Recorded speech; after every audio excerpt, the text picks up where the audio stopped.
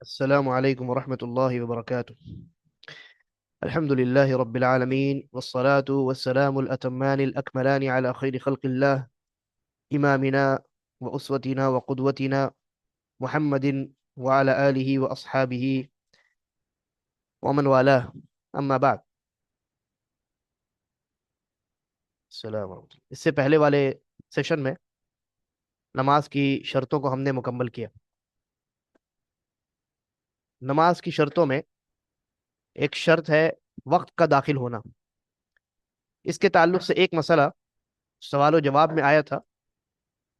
मैं चाहता हूं कि उसको दोबारा बयान कर दूं, और वो मसला ख़वातीन के मुताल्लिक है। मसला ये है कि नमाज का वक्त शुरू हो जाने के बाद अगर किसी खातून को हैज़ का खून आ जाता है और उसने उस वक्त की नमाज नहीं अदा की है, तो क्या जब वो पाक होगी, क्या जब वो पाक होगी तो क्या उस नमाज को वो अदा करेगी या नहीं करेगी? तो जवाब ये है कि वो करेगी। ठीक है, जवाब ये है कि वो अदा करेगी। लेकिन इसमें एक कौल बड़ा बहुत कवी है, और वो ये है कि नमाज का वक्त जब शुरू हुआ और शुरू होने के अगर इतने देर बाद उस औरत को हैज का खून आया है, जितनी देर में वो नमाज पढ़ सकती थी लेकिन नहीं पढ़ा उसने, तो उसके ऊपर नमाज वाजिब हो चुकी थी, नमाज का अदा करना। तो जब वो पाक होगी तब उस नमाज को भी अदा करेगी। लेकिन अगर इतना वक्त नहीं था, बल्कि नमाज का वक्त शुरू हुआ और फौरन ही हैज का खून आ गया, गरचे हैज का खून कब आया? नमाज के वक्त के शुरू होने के बाद, लेकिन कितनी देर बाद आया? फौरन आ गया। इतनी देर बाद आया जितनी देर में नमाज नहीं पढ़ी जा सकती। जैसे मान लीजिए कि आज जो है जोहर का वक्त, आज देखिए कितने बजे शुरू हो रहा है, 11:43, 11:43 में जोहर का वक्त शुरू हो रहा है, और किसी औरत को 11:44 में हैज का खून आ गया।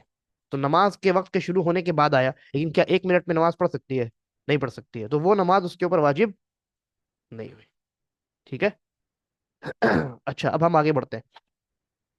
अब हम चलते हैं नमाज के अरकान की तरफ। शर्त मुकम्मल हो गई, शुरूत, उसके बाद अरकान है, उसके बाद वाजिबात है, उसके बाद सुन्नतें हैं। नमाज के अरकान, अरकान जो मैं लफ्ज कह रहा हूं ये रुकन की जमा है। रुकन, रा काफ और नून। और रुकन का लफ्जी माना होता है किसी चीज का सबसे मजबूत हिस्सा। अगर वो हिस्सा हटा लीजिए तो वो चीज बरकरार नहीं रह सकती। तो उस मजबूत तरीन हिस्से को हम क्या कहते हैं? रुकन कहते हैं। उसी की जमा है अरकान। और इसी का दूसरा नाम बाज उलमा के नजदीक फराइज भी है। फराइज, बाज उलमा कहते हैं नमाज के अरकान, दूसरे कुछ उलमा कहते हैं कि नमाज के फराइज। ठीक है, तो फराइज कह लीजिए या अरकान कह लीजिए, बात क्या है? बराबर है। अच्छा, रुकन के बारे में आपको कुछ बातें याद रखनी है। सबसे पहली बात यह है कि रुकन जो है, ना जानबूझकर छोड़ना जायज है, ना भूल कर छोड़ना। ना भूल कर छोड़ने से इंसान की नमाज दुरुस्त होगी। जानबूझ कर छोड़ने से नमाज बातिल हो जाएगी, और भूल कर छोड़ने से इंसान पर वाजिब होगा कि वो जब याद आए तब उस रुकन को अदा करे, और साथ में आखिर में सजदा सहू भी करे। ठीक है। हाँ, इसकी तफसील सजदा सहू के टॉपिक पर जब हम बात करेंगे तो वहां आएगी। लेकिन कोई इंसान अगर जहालत में नमाज पढ़ता है और किसी रुकन को छोड़ देता है, जहालत मतलब कि ना वाकिफियत, उसको पता ही नहीं है कि ये चीज रुकन है। जैसे कोई इंसान ऐसा है जिसको मालूम नहीं है कि रुकू रुकन है, रुकू नमाज का हिस्सा है, वो जब भी नमाज पढ़ता है क़याम करता है और सजदा करता है। मान लीजिए कोई आदमी जो है एकदम ऐसी जगह पे रहता है जहां पर इल्म और शरीयत और दीन, इन चीजों की पहुंच नहीं है। अक्सर लोग जो है वो जाहिल है, दीन से बहुत दूर है। ऐसे इलाके में रहता है, जैसे वो शख्स जो बिल्कुल ही जंगलों में रहता है, तो वहां तक ये चीजें नहीं पहुंच पाती। दीन क्या है, शरीयत क्या है, नमाज का तरीका क्या है, नमाज के वसाइल मसाइल क्या है ना, ये तमाम चीजें नहीं पहुंच पाती। तो बिल्कुल ऐसे माहौल में कोई रहता है और किसी रुकन के बारे में उसको पता ही नहीं है कि अच्छा ये रुकन भी है, और वो जिंदगी भर छोड़ता आया है, तो उसकी नमाज सही होगी या बातिल होगी? उसकी नमाज सही है। लेकिन जिस वक्त उसको बता दिया जाए कि तुमने ये रुकन छोड़ दिया है, उस वक्त उस पर वाजिब है कि वो नमाज दोहराए। इसकी दलील एक रवायत है। नबी अकरम सल्लल्लाहु अलैहि वसल्लम के ज़माने में एक सहाबी थे, उन्होंने अल्लाह के नबी सल्लल्लाहु अलैहि वसल्लम के पास आकर के आपको, पहले उन्होंने नमाज पढ़ी, اور نماز پڑھنے کے بعد آپ کو آ کر کے سلام کیا، تو اللہ کے نبی نے سلام کا جواب دیا اور کہا کہ جاؤ دوبارہ نماز پڑھو، تم نے نماز نہیں پڑھی۔ 3 مرتبہ ایسا ہی ہوا۔ تیسری مرتبہ صحابی نے کہا اللہ کے رسول مجھے اس سے اچھی نماز نہیں آتی، تب اللہ کے نبی صلی اللہ علیہ وسلم نے ان کو پوری نماز کا طریقہ ان کو بتایا۔ ٹھیک ہے، تو وہ جو صحابی تھے وہ کئی ارکان مس کر رہے تھے، بہت سے ارکان رکوع قیام وغیرہ صحیح سے کر ہی نہیں رہے تھے، لیکن اللہ کے نبی صلی اللہ علیہ وسلم نے ان کو اس وقت کی نماز دوبارہ ادا کرنے کا تو حکم دیا، لیکن زندگی بھر وہ جتنی نماز ادا کرتے رہے اسلام قبول کرنے کے بعد سے، ان تمام نمازوں کے بارے میں آپ نے کوئی حکم نہیں دیا۔ اس لیے علماء نے کہا کہ کوئی انسان اگر ناواقف ہے اور نماز میں بہت بڑی غلطی کرتا آ رہا ہے، اور مان لیجئے کہ اس کو کسی دن ظہر کے وقت میں کسی آدمی نے ٹوکا اور بتایا کہ تمہاری یہ غلطی ہے، تو اس پر واجب ہے کہ وہ اپنی غلطی سدھار کر ظہر کی نماز جو اس نے پڑھ لی ہے وہ دوبارہ ادا کرے۔ لیکن فجر کی نماز گزشتہ رات، عشاء مغرب اور عصر اور ظہر وغیرہ، اور جب تک وہ نماز جب سے پڑھنا اس سے شروع کیا تب سے لے کر کے فجر تک کی جو نماز اس نے پڑھی ہے غلط، وہ نماز اس کی صحیح ہے، کیونکہ نبی اکرم صلی اللہ علیہ وسلم نے اس صحابی کو اور کسی نماز کو دہرانے کا حکم نہیں دیا، صرف وقت کی نماز جو تھی اس کو دہرانے کا حکم دیا۔ اور اگر کوئی انسان عاجز ہے کسی رکن کو ادا کرنے سے، یعنی کر ہی نہیں سکتا، جیسے ایسا انسان جو ویل چیئر میں ہے، جو کھڑا ہو ہی نہیں سکتا، تو قیام کرنا یہ رکن ہے، لہٰذا اس انسان سے وہ رکن ساقط ہے، معاف ہے اس کے لیے۔ کوئی انسان رکوع میں جھک ہی نہیں سکتا تو اس کے لیے رکوع معاف ہے۔ کوئی انسان سجدہ کر ہی نہیں سکتا تو اس کے لیے سجدہ معاف ہے۔ جو چیز وہ نہ کر سکے، بالکل عاجز ہو، تو وہ چیز اس سے معاف ہو جاتی ہے، وہ رکن اس کے لیے معاف ہے، اور اس کی نماز اس کے بغیر بھی صحیح ہے۔ چلیے، اس کے بعد ہم دیکھتے ہیں کہ بھائی رکن کون کون سے ہیں، کون کون سے اعمال رکن ہیں۔ سب سے پہلی بات تو یہ کہ رکن کی تعداد کتنی ہے؟ 14 ہے نا، رکن کی تعداد کتنی؟ 14 ارکان ہے نماز میں۔ سب سے پہلا رکن ہے فرض نماز میں، میرے جو الفاظ ہیں اس پر غور کیجیے گا، فرض نماز میں اس انسان کے لیے قیام کرنا جو قیام کرنے کی قدرت رکھتا ہے، رکن ہے فرض نماز میں۔ اس کا مطلب یہ کہ نفل نماز میں قیام کرنا رکن نہیں ہے۔ نفل نماز میں کوئی انسان اگر بیٹھ کر نماز پڑھے تو اس کی نماز ہوگی کہ باطل ہو جائے گی؟ ہو جائے گی، لیکن نقصان ہوگا کہ نہیں ہوگا؟ کیا نقصان ہوگا، کون بتائے گا؟ کتنا ثواب کم ہوگا؟ احسنت، آدھا ثواب۔ ایک نبی اکرم صلی اللہ علیہ وسلم کی ایک حدیث ہے، آپ نے فرمایا کہ جو انسان، حدیث میں پڑھ دیتا ہوں،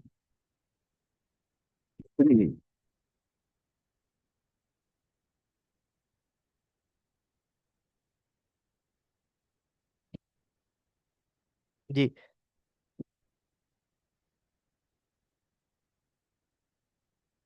نبی اکرم صلی اللہ علیہ وسلم نے فرمایا من صلی قائما فهو افضل، کہ جس آدمی نے کھڑے ہو کر نماز ادا کی، نفل نماز کے بارے میں ہے، تو یہ اس کے لیے بہتر ہے، زیادہ بہتر ہے۔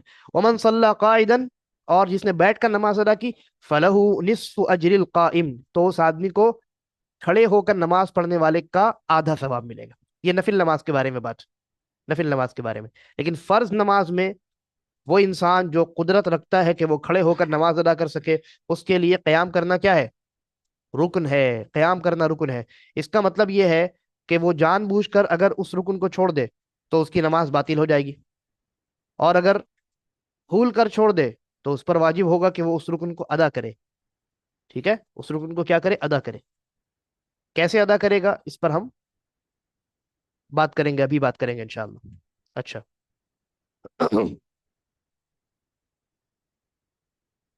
اور جو انسان کھڑے ہونے کی طاقت نہ رکھے تو نبی اکرم صلی اللہ علیہ وسلم نے اس کو دوسرے اسٹیج میں منتقل ہونے کی اجازت دی۔ نبی اکرم صلی اللہ علیہ وسلم نے فرمایا صلی قائما، کھڑے ہو کر نماز پڑھو، فإن لم تستطع فقاعدا، اگر کھڑے ہونے کی طاقت نہیں ہے تو بیٹھ کر نماز پڑھو، فإن لم تستطع فعلى جنب، اور اگر بیٹھ کر نماز پڑھنے کی طاقت نہیں ہے تو لیٹ کر، پہلو کے بل، کروٹ لیٹ کر، پہلو کے بل سمجھتے ہیں نا، کروٹ لیٹ کر نماز پڑھو۔ یہ صحیح بخاری کی روایت، یعنی ایک انسان کھڑے ہونے کی طاقت نہیں رکھتا ہے، کھڑا نہیں ہو سکتا، ہو ہی نہیں سکتا، ہم ایسے انسان کی بات نہیں کر رہے جو کھڑا ہو سکتا ہے، بلکہ ऐसे इंसान की बात कर रहे हैं जो खड़ा हो ही नहीं सकता है तो वो बैठकर नमाज पढ़ेगा। जैसे व्हील चेयर में एक आदमी है परमानेंट, तो बैठकर नमाज पढ़ेगा। अगर कोई इंसान बैठ कर भी नमाज नहीं पढ़ सकता, लेट कर पढ़ सकता है, तो लेटने में दो ऑप्शन है। पहला ऑप्शन ये है कि वो इंसान पहलू के बल लेट करके नमाज पढ़े, करवट लेट जाए, करवट होकर के नमाज पढ़े, ये पहला ऑप्शन है। और दूसरा ऑप्शन ये है कि अगर करवट भी नहीं हो सकता तो चित लेट करके सीधा चेहरा आसमान की तरफ और सीधा लेट करके वो नमाज पढ़े। ठीक है। ऐसी सूरत में जब वो इंसान लेट कर नमाज पढ़ेगा तो किबले की तरफ कैसे मुतवज्जा होगा, इसको गौर से सुनिए। अगर वो इंसान करवट लेट करके नमाज पढ़ रहा है, ठीक है, पहले वो कोशिश करेगा कि दाएं करवट लेटे, और अगर मुमकिन नहीं है तो बाएं करवट भी लेट सकता है।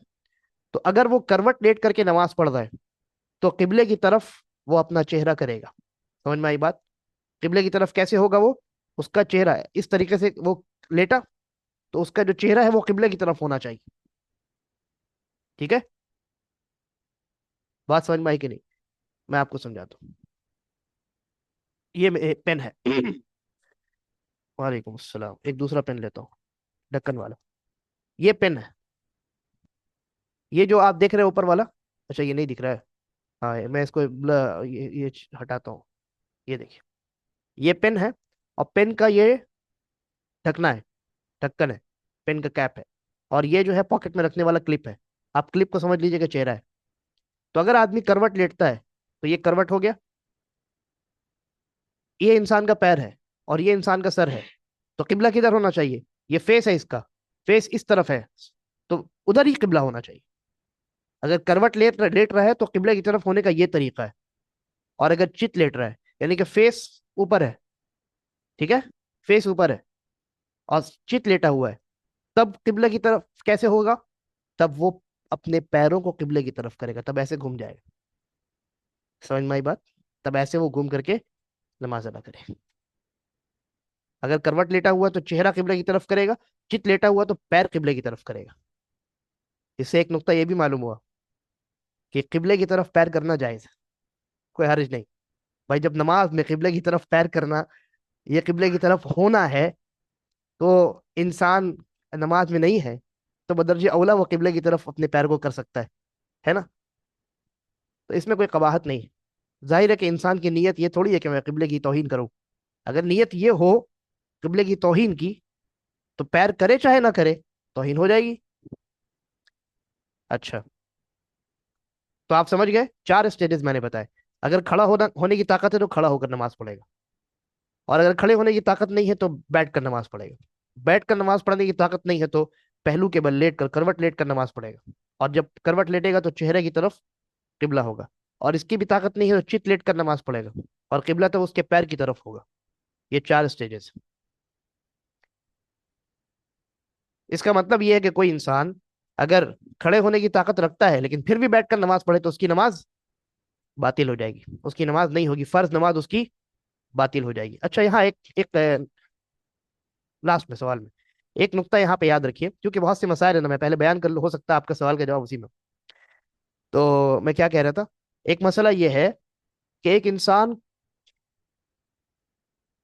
खड़ा हो सकता है लेकिन किसी न किसी सहारे के जरिए, ठीक है, किसी न किसी सहारे के जरिए।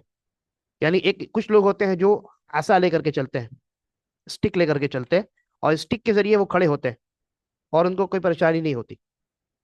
यहाँ लोग दो किस्म के हैं। और एक कुछ लोग वो होते हैं जो स्टिक के जरिए भी खड़े होते हैं तो उनको खड़े होने में दिक्कत होती है, मशक्कत होती है। ठीक है, दो किस्म के लोग हो गए। मतलब जो बगैर सहारे के खड़े नहीं हो सकते, उनमें दो किस्म के लोग हो गए। एक वो जो सहारे के जरिए, दीवार के जरिए या स्टिक के जरिए खड़े हो सकते हैं बगैर किसी तकलीफ के। और एक वो जो दीवार के जरिए और स्टिक के जरिए खड़े हो सकते हैं लेकिन तकलीफ होती है, उनको तकल्लुफ होता है। तकल्लुफ का मतलब क्या हुआ? मशक्कत होती है। मतलब ये कि नमाज में बराबर उनको संभलना पड़ेगा, बराबर अपने आप को बैलेंस करना पड़ेगा, और दर्द है तो उसको बर्दाश्त करना पड़ेगा, ये सारी चीजें मशक्कत है। ठीक। तो जो पहली किस्म है लोगों की, यानी जो बगैर किसी मशक्कत के, तकलीफ के, किसी न किसी सहारे के जरिए खड़े हो सकते हैं, ऐसे लोगों पर वाजिब है कि वो सहारे के जरिए खड़े होकर नमाज पढ़े। क्योंकि नबी अकरम सल्लल्लाहु अलैहि वसल्लम जब आपकी उम्र ज्यादा हो गई थी तो अल्लाह के नबी सल्लल्लाहु अलैहि वसल्लम ने मुसल्ले के पास एक खंबा गड़वा दिया था, एक लकड़ी गड़वा दी थी, और आप उसी लकड़ी के सहारे नमाज अदा किया करवाया करते थे। ٹھیک ہے، لیکن کسی انسان کو اگر مشقت ہے، کھڑا تو ہو سکتا ہے سہارے کے ذریعے لیکن بہت تکلیف سے کھڑا ہوتا ہے، تب اس کے لیے کھڑا ہونا ضروری نہیں ہے، تب اس کے لیے کھڑا ہونا ضروری نہیں ہے، تب وہ زمین پر بیٹھ کر کے یا چیئر پر بیٹھ کر کے وہ انسان نماز ادا کرے گا. ٹھیک ہے، اگر وہ رکوع اور سجدہ کر سکتا ہے تو چیئر کا استعمال نہیں کرے گا، اگر وہ رکوع نہیں کر سکتا تو چیئر کا استعمال کرے گا رکوع میں، لیکن سجدہ کر سکتا ہے تو سجدے میں چیئر پر نہیں بیٹھے گا بلکہ وہ سجدہ کرے گا زمین پر.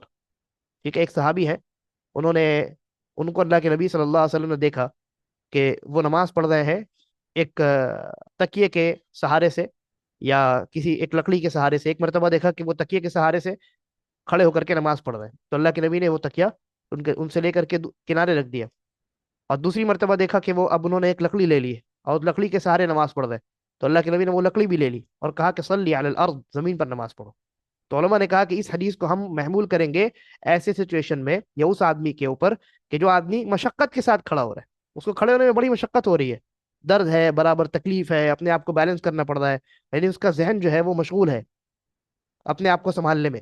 تو ایسے انسان کے لیے جائز ہے کہ وہ بیٹھ کر نماز پڑھے. لیکن جو انسان بغیر کسی تکلیف کے، بغیر کسی مشقت کے، بغیر کسی ڈسٹریکشن کے اگر کھڑے ہو کر کسی سہارے کے ذریعے نماز پڑھ سکتا ہے تو اس انسان پر واجب ہے کہ وہ کھڑے ہو کر کسی نہ کسی سہارے کے ساتھ نماز ادا کرے. اچھا یہاں دو تین مسائل اور ہیں قیام کے متعلق. عام طور سے مسجدوں میں یہ دیکھا جاتا ہے کہ بہت سے لوگ چیئر پر نماز پڑھتے ہیں اور 99% لوگ جو ہے چل کر کے مسجد آتے ہیں لیکن کرسی پر بیٹھ کر اللہ اکبر کہتے ہیں، یعنی نماز شروع کرتے ہیں بیٹھ کر جبکہ وہ چل کر ابھی آئے ہیں. حالانکہ ابھی آپ نے حدیث سنی کہ بیٹھنے کی اجازت تب ہے جب کھڑے نہیں ہوا جا سکے. جو انسان کھڑا ہو سکتا ہے کیا وہ بیٹھ سکتا ہے؟ نہیں. اگر وہ بیٹھ گیا تو اس کی نماز کیا ہوگی؟ باطل ہو جائے گی. اور اس کے کھڑے ہونے کی دلیل یہ ہے کہ چل کر کے آیا ہے. اب بیٹھ کر کے تو نہیں چلتا انسان، لیٹ کر کے تو نہیں چلتا ہے، وہ اپنے پیروں پر چل کر کے آیا ہے نا. تو اس انسان پر واجب ہے کہ وہ جب جماعت میں شامل ہو تو کھڑے ہو کر کے اپنی نماز کو شروع کرے. تنہا بھی ہو تو بھی فرض نماز اگر ہے تو کھڑے ہو کر کے نماز کو شروع کرے. اب اگر اس انسان کو نماز شروع کرنے کے بعد اپنے پیروں میں، کمر میں تکلیف محسوس ہونے لگے، کمزوری کا احساس ہونے لگے تو بیٹھ جائے، دوران نماز ہی بیٹھ جائے. لیکن جب کوئی تکلیف نہیں ہے، چل کر کے آرام سے آسانی سے اپنے گھر سے نکل کر کے آیا ہے، 5 منٹ کھڑے ہو کر باہر کسی سے اس نے بات بھی کی ہے، ابھی نماز پڑھ کے نکلے گا تو 10 منٹ اور بات کرے گا اپنے دوست سے، ہے نا. تو پھر وہ کس عذر کی بنیاد پر کرسی پر بیٹھ کر نماز شروع کر رہا ہے؟ اس لیے اس معاملے میں تنبیہ بہت ضروری ہے، بیداری پیدا کرنے کی ضرورت. یہاں جماعت کے تعلق سے خاص طور پر انسان کو متنبہ رہنا چاہیے. کیوں؟ اس لیے کہ نبی اکرم صلی اللہ علیہ وسلم کی حدیث ہے، آپ نے فرمایا ائتموا بائمتکم، اپنے امام کی اقتدا کرو. ان صلی قائما فصلوا قیاما وان صلی قاعدا فصلوا قعودا، کہ اگر وہ کھڑے ہو کر نماز پڑھائے تو تم بھی کھڑے ہو کر اس کے پیچھے نماز پڑھو، اور اگر وہ بیٹھ کر نماز پڑھائے تو تم بھی بیٹھ کر اس کے پیچھے نماز پڑھو. یہ صحیح مسلم کی حدیث. اس حدیث سے کیا معلوم ہوا؟ معلوم یہ ہوا کہ اگر امام کھڑے ہو کر کے نماز میں امامت کر رہا ہے تو بغیر کسی عذر کے پیچھے مصلیوں میں سے کسی کو بھی اس بات کی اجازت نہیں ہے کہ وہ بیٹھ کر اپنی نماز پڑھے. اگر معذور ہے تو بیٹھ کر پڑھ سکتا ہے، تب اس حدیث پر عمل کرے گا کہ صلی قائما فإن لم تستطع فقاعدا، کہ کھڑے ہو کر نماز پڑھو، اگر طاقت نہیں ہے تو بیٹھ کر پڑھو. لیکن اگر کوئی مجبوری نہیں ہے اور امام کھڑے ہو کر نماز پڑھا رہا ہے تو خاص طور پر جماعت میں یہ حکم اللہ کے نبی نے دیا کہ وہ اس کے لیے واجب ہے کہ وہ اپنی نماز کھڑے ہو کر کے ادا کرے. ٹھیک ہے. اور خاص کر کے جب نماز شروع ہوتی ہے تو بہت سے لوگ بیٹھے بیٹھے اللہ اکبر کہتے ہیں، یہ ان کا طریقہ باطل ہے، درست نہیں ہے. اس لیے کہ امام ان کا کھڑا ہے اور وہ کھڑے ہو کر کے نماز شروع کر سکتے ہیں، ہے نا. بیٹھ کر کے کیوں نماز شروع کر رہے ہیں؟ ہرگز درست نہیں ہے ان کے لیے. ان پر واجب ہے کہ وہ نماز جب شروع کرے تو کھڑے ہو کر نماز شروع کرے. اور جیسا کہ میں نے کہا اگر تکلیف محسوس ہو تو بیٹھ جائے اور اگر محسوس نہ ہو تو کھڑے کھڑے ہی نماز مکمل کرے. البتہ ایک حدیث ہے جس سے اس مسئلے میں اشکال پیدا ہوتا ہے. اچھا، اس حدیث سے ہمیں کیا بات سمجھ میں آئی؟ امام اگر کھڑے ہو کر کے امامت کرا رہا ہے تو مصلی بھی کھڑے ہو کر پڑھیں گے. امام اگر بیٹھ کر نماز پڑھائے تو اللہ کے نبی صلی اللہ علیہ وسلم نے کیا فرمایا کہ اگر وہ بیٹھ کر نماز پڑھائے تو تم بھی بیٹھ کر نماز پڑھو بغیر کسی عذر کے. اگر امام معذور ہے، مان لیجئے کہ امام جو ہے وہ ویل چیئر پہ لایا گیا اور وہ بیٹھ کر ہی نماز پڑھاتا ہے तो उसने अल्लाह अकबर कहा, वो बैठ कर है, उसने नमाज शुरू की बैठ करके। तो जितने मुसल्ली हैं उन सब पर वाजिब है कि वो बैठ कर ही नमाज पढ़े, क्योंकि उनका इमाम बैठा हुआ है बगैर किसी उज्र के। इमाम माजूर है, बाकी मुसल्ली माजूर नहीं है, लेकिन चूंकि इमाम बैठकर नमाज शुरू किया उसने, इसलिए मुसल्ली भी बैठकर ही नमाज पढ़ेंगे उस इमाम के पीछे, क्योंकि अल्लाह के नबी सल्लल्लाहु अलैहि वसल्लम का खास हुक्म मौजूद है। हाँ, लेकिन एक इश्काल आता है। एक हदीस है कि जब नबी अकरम सल्लल्लाहु अलैहि वसल्लम की जिंदगी के आखिरी लम्हात चल रहे थे, तो अल्लाह के नबी ने हजरत अबू बकर को नमाज पढ़ाने का हुक्म दिया। हजरत अबू बकर नमाज पढ़ाने लगे खड़े होकर, सारे मुसल्ली सारे के सारे सहाबा खड़े होकर नमाज पढ़ने लगे। फिर अल्लाह के नबी सल्लल्लाहु अलैहि वसल्लम कुछ देर के बाद तशरीफ ले गए, दो लोगों के कंधे पर हाथ रखकर आप तशरीफ ले गए। हजरत अबू बकर पीछे हटने लगे, आपने कहा कि इशारा किया अपनी जगह पर रहो, और अल्लाह के नबी सल्लल्लाहु अलैहि वसल्लम हजरत अबू बकर के बाएं जानिब खड़े हो गए, लेफ्ट साइड बैठ गए, सॉरी, हजरत अबू बकर के बाएं तरफ बैठ गए। अब अल्लाह के नबी सल्लल्लाहु अलैहि वसल्लम इमाम बन गए, हालांकि आप बैठे हुए हैं, और हजरत अबू बकर भी खड़े हैं और पीछे तमाम सहाबे किराम खड़े हैं। अल्लाह के नबी नमाज पढ़ा रहे हैं, आप अल्लाह के नबी को फॉलो कर रहे हैं अबू बकर, और अबू बकर को फॉलो कर रहे हैं तमाम के तमाम सहाबा। इस वाक़े से तो बहुत अहम बातें मालूम होती हैं। पहली बात ये कि अल्लाह के नबी सल्लल्लाहु अलैहि वसल्लम ने अपनी ज़िंदगी में अपना जानशीन और अपने मुसल्ले पर खड़े होने के काबिल हजरत अबू बकर रजी अल्लाह अन्हु को करार दिया था। ये इस जानिब इशारा है कि आपके बाद आपके मनसब पर, या आपके आपके आपका हकीकी वारिस और आपके बाद मुसलमानों के जिम्मेदार के तौर पे हजरत अबू बकर सिद्दीक रजी अल्लाह अन्हु के अलावा किसी और को कबूल नहीं किया जा सकता। हजरत आयशा ने एतराज़ भी किया था कि अल्लाह के नबी, उनको हजरत अबू बकर को आप नमाज पढ़ाने का हुक्म दे रहे, वो तो बहुत नरम दिल है, नमाज पढ़ाते पढ़ाते बहुत रोते हैं। तब भी अल्लाह के नबी ने उनकी बात नहीं मानी, कहा कि अबू बकर ही को हुक्म दो कि वो नमाज पढ़ाए। ये इशारा है कि हजरत अबू बकर रजी अल्लाह अन्हु को अल्लाह के नबी ने अपने बाद खलीफा बनाए जाने की जानिब आपने ये कह लीजिए कि एक तरीके से इशारा दे दिया था। तो एक बात तो ये मालूम हुई। दूसरी बात ये मालूम हुई कि अगर इमाम ने नमाज शुरू खड़े होकर के किया है और दरमियान में बैठ गया है, तब मुसल्ली खड़े ही होकर के नमाज पढ़ेंगे, बैठेंगे नहीं। क्योंकि यहाँ पे यही हुआ, हजरत अबू बकर पहले इमाम थे, वो खड़े थे, तमाम सहाबा खड़े थे। अल्लाह के नबी सल्लल्लाहु अलैहि वसल्लम दरमियान में आकर के इमाम बन जाते हैं और बैठ करके नमाज पढ़ाते हैं। तो ये जो बैठ करके नमाज पढ़ाने वाला वाकया हुआ, ये दरमियान नमाज में हुआ, है ना। शुरू से हजरत अबू बकर इमाम थे और वो खड़े थे, तो तमाम सहाबा खड़े थे, और बीच में अल्लाह के नबी सल्लल्लाहु अलैहि वसल्लम इमाम बन जाते हैं और वो बैठ करके नमाज पढ़ाते हैं। तब भी अबू बकर और तमाम सहाबा किराम रिजवानुल्लाहि अलैहिम अजमईन खड़े होकर के नमाज पढ़ते हैं। तो इन दोनों हदीसों को सामने रख करके अहले इल्म ने ये बात जिक्र की है कि अगर इमाम ने नमाज शुरू की है, याद रखिए, अगर इमाम ने नमाज खड़े होकर पढ़ानी शुरू की है, और तो तमाम मुक्तदियों पर वाजिब है कि वो खड़े होकर नमाज पढ़े। गर्चे इमाम बीच में बैठ जाए किसी मजबूरी की वजह से, तो भी मुसल्ली खड़े खड़े ही नमाज पढ़ेंगे। लेकिन अगर इमाम ने नमाज शुरू ही की है बैठकर, तब तमाम मुसल्ली इमाम के साथ बैठ करके नमाज अदा करेंगे। ये मसला वाज़ेह हो गया, अल्हम्दुलिल्लाह।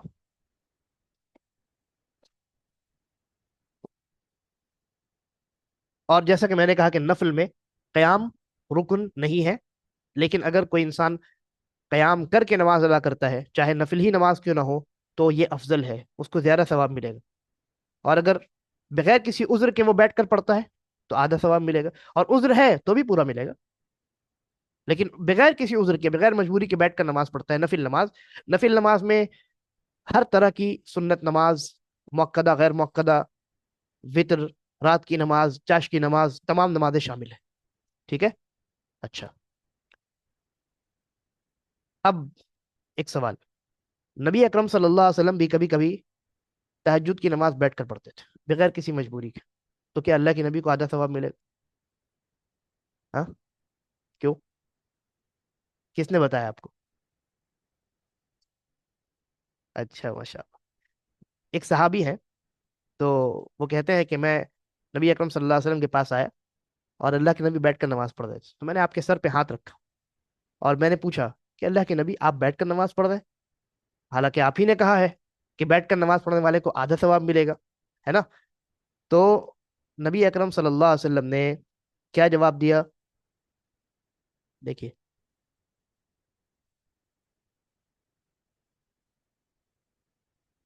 नबी अकरम सल्लल्लाहु अलैहि वसल्लम ने जवाब दिया, कहा,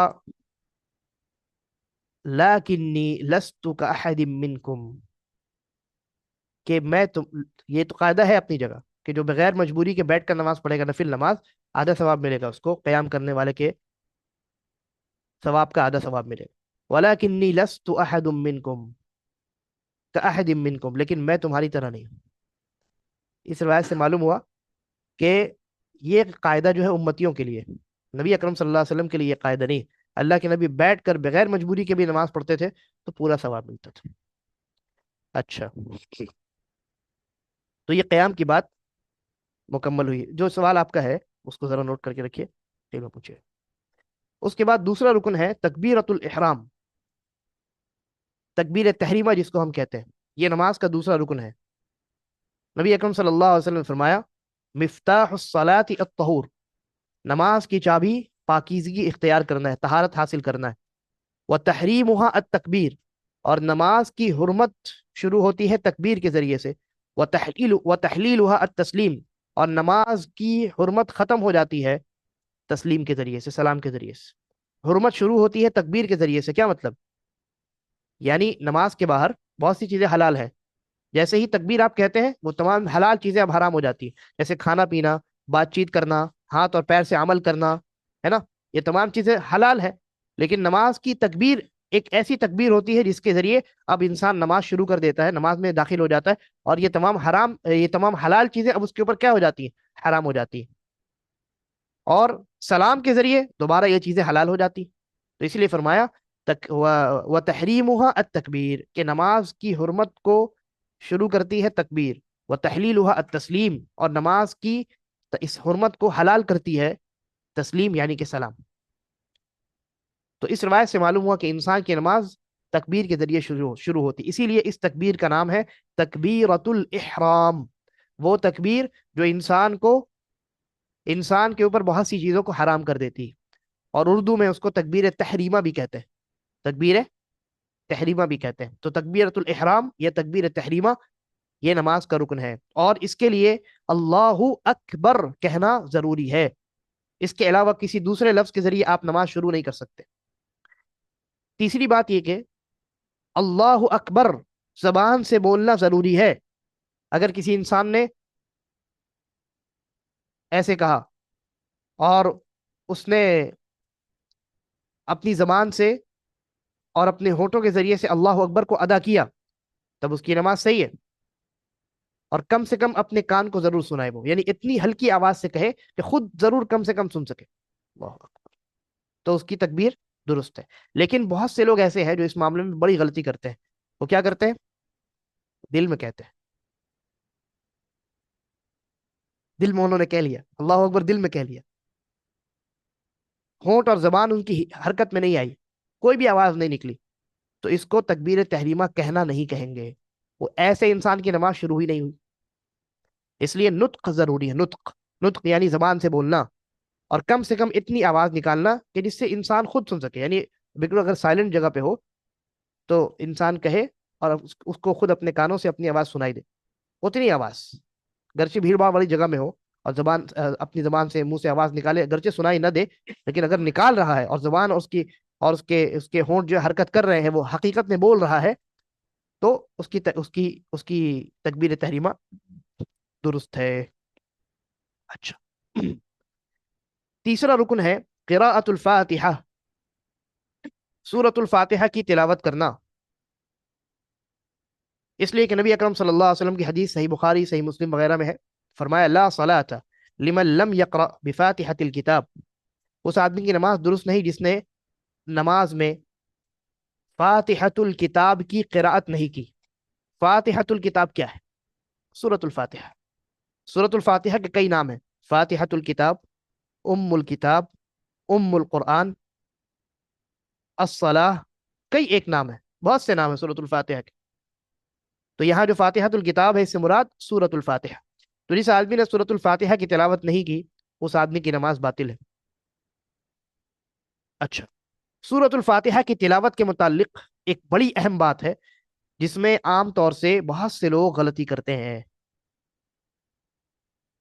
वो ये है आप जब सूरत फातिहा पढ़ते हैं तो जैसे पहली आयत आपने पढ़ी, कहते हैं अल्हम्दुलिल्लाहि, लिल्लाहि, लाम को लाम में मिलाते हैं, है ना, और लाम के ऊपर तशदीद है।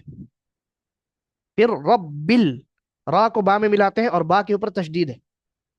ठीक इस तरह सूरतुल फातिहा में कुल मिलाकर के तशदीद की जो तादाद है वो कितनी है? कौन बताएगा?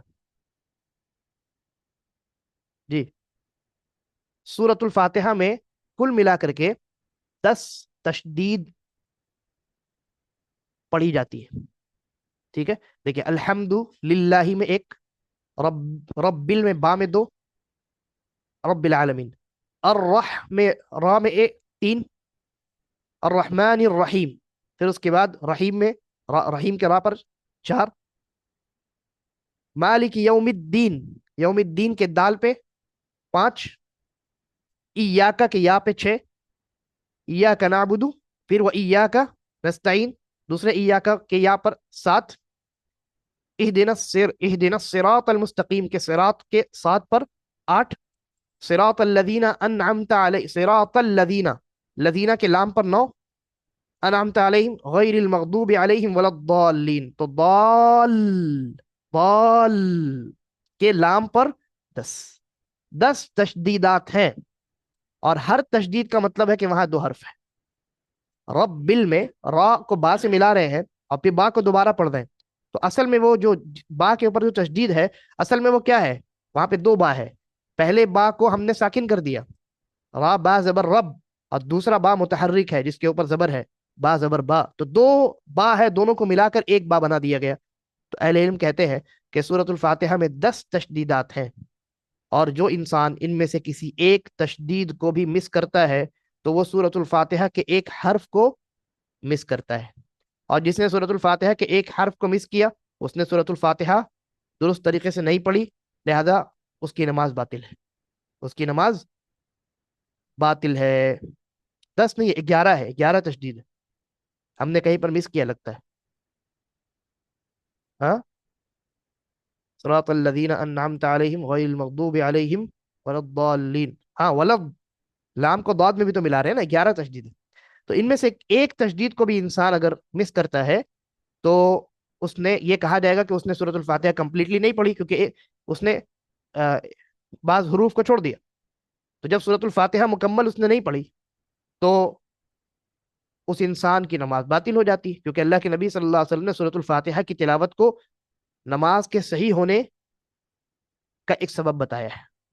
इसलिए इस मामले में इंसान को बहुत ज्यादा एहतियात से काम लेना चाहिए, और सूरतुल फातिहा की दुरुस्त तिलावत किसी कारी के सामने बैठ करके सीखनी चाहिए, बार बार उसकी मश्क करनी चाहिए, ताकि कहीं भी कोई गलती ना रहे। बहुत से लोग गलती करते हैं, जैसे अल्हम्दुलिल्लाह रब्बिल आलमीन को कहते हैं अल्हम्दुलिल्लाह रब्बिल आलमीन, रबी, रब्बिल आलमीन, और खास करके आखिरी आयत में बहुत गलती होती है, वला को वला दालीन पढ़ते हैं, या पहले में अगर मिला देते हैं वलद, तो दालीन को पढ़ते हैं वलद दालीन, दालीन दालीन नहीं पढ़ते हैं, एक ही लाम पढ़ते हैं वहां पर। इस तरह की गलती जो है ये सूरतुल फातिहा को बातिल कर देती है, और सूरतुल फातिहा बातिल तो इंसान की नमाज भी बातिल है। इस मामले में इंसान को बहुत ज्यादा एहतियात से काम लेना चाहिए। अच्छा, सूरतुल फातिहा के मुतालिक दूसरी बात ये कि अगर किसी इंसान को मुकम्मल सूरतुल फातिहा याद नहीं है, तब वो क्या करेगा? तो ऐसी सूरत में हम देखेंगे कि उसको कितनी आयतें याद है, जितनी आयतें याद है हम कहेंगे कि तुम उतनी ही आयतें पढ़ो, तुम्हारे लिए वो काफी है। क्योंकि नबी अकरम सल्लल्लाहु अलैहि वसल्लम की हदीस है, एक सहाबी को आपने फरमाया फ़इन कान मअका कुरआन फ़क़रा बिही, कि अगर तुम्हें कुरान कुछ भी याद है तो तुम उसको पढ़ो। कुछ भी में सूरतुल फातिहा भी शामिल है, लिहाजा सूरतुल फातिहा अगर कंप्लीट किसी को याद नहीं है और एक आयत याद है और नमाज का वक्त है, तो वो एक आयत अपनी नमाज में पढ़ करके नमाज अपनी कंटिन्यू कर सकता है। लेकिन इस बात पर इत्तेफाक है कि उस आदमी पर वाजिब होगा कि वो सूरतुल फातिहा को पहली फुर्सत में याद करने की मुकम्मल कोशिश करे। ठीक है, एक नया नया मुसलमान आदमी हुआ है और उसने सूरतुल फातिहा याद करना शुरू किया, लेकिन उसको एक ही आयत याद हुई, दूसरी आयत अभी, तीसरी आयत बाकी है, या दो आयतें याद हुई, تو نماز پڑھے گا اور وہی دو آیت تلاوت کرے گا. ٹھیک ہے. اچھا، اگر کسی انسان کو سورۃ الفاتحہ کی ایک آیت بھی یاد نہیں، جیسے کوئی نیا نیا مسلمان ہے، ابھی ابھی مسلمان ہوا ہے، عصر کے وقت میں، عصر کا وقت بالکل ختم ہوا جا رہا ہے، تو نماز تو پڑھنی ہے اس کو، اور اس کو سورۃ الفاتحہ کی ایک آیت بھی یاد نہیں، تو کیا کرے گا؟ تو یہاں نبی اکرم صلی اللہ علیہ وسلم نے ایسے انسان کے لیے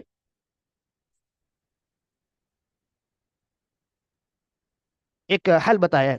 ایک شخص نے نبی اکرم صلی اللہ علیہ وسلم سے کہا، انی لا استطيع ان اخذ شيئا من القرآن، کہ اللہ کے نبی مجھے قرآن کچھ بھی یاد نہیں ہے، فعلمنی ما یجزئنی، تو مجھے کچھ ایسا بتا دیجئے جو میرے لیے کافی ہو جائے. تو فرمایا اللہ کے نبی صلی اللہ علیہ وسلم نے، قل سبحان اللہ والحمد للہ ولا الہ الا اللہ واللہ اکبر ولا حول ولا قوة الا باللہ. پانچ کلمات، سبحان اللہ والحمد للہ ولا الہ الا اللہ واللہ اکبر ولا حول ولا قوة الا باللہ، پانچ کلمات اس انسان کو اللہ کے نبی صلی اللہ علیہ وسلم نے سکھائے. یہ ابو داؤد کی حسن درجے کی روایت ہے. اور اگر کسی انسان کو یہ پانچ کلمات بھی یاد نہ ہو، تو ایک روایت آتی ہے جس میں نبی اکرم صلی اللہ علیہ وسلم نے فرمایا، فَإِن كَانَ مَعَكَ قُرْآنٌ فَاقْرَأْ بِهِ، اگر تمہیں قرآن یاد ہے تو وہ پڑھو، وَإِلَّا، اور اگر قرآن یاد نہیں ہے، فَاحْمَدِ اللَّهَ وَكَبِّرْهُ وَهَلِّلْهُ، تو اللہ کی حمد بیان کرو، اللہ کی تکبیر بیان کرو، کبریائی بیان کرو، اور اللہ کی الوہیت بیان کرو. یعنی یہ کہو، الحمدللہ، اللہ اکبر، لا الہ الا اللہ. یہ تین تین کلمات، اگر وہ پانچ کلمات یاد نہیں ہے تو یہ تین کلمات کافی ہے. اور تب بھی ان تینوں قسم کے لوگوں کے لیے یہ واجب ہوگا کہ وہ سورۃ الفاتحہ کو سیکھے، پہلی فرصت میں سیکھے، فوراً نماز کے بعد سیکھنے کی کوشش کرے، تاکہ دوسری نماز سے پہلے پہلے وہ اس قابل ہو جائے کہ سورۃ الفاتحہ کی وہ تلاوت کر سکیں. اور جب تک وہ اس قابل نہیں ہوتے ہیں اور نماز کا وقت آ جاتا ہے، تب تک دیکھا جائے گا کہ کتنی آیت یاد ہوئی. اگر کچھ آیت یاد ہو گئی تو اس کو پڑھیں گے، اور کچھ بھی یاد نہیں ہوئی ہے تو پانچ کلمات جو میں نے بتایا، سبحان اللہ والحمد للہ ولا الہ الا اللہ واللہ اکبر ولا حول ولا قوۃ الا باللہ، اور اگر یہ بھی یاد نہیں ہے تو الحمد للہ، اللہ اکبر، لا الہ الا اللہ، اتنا پڑھے تو اس کے لیے کافی ہے اور اس کی نماز درست ہو جائے گی.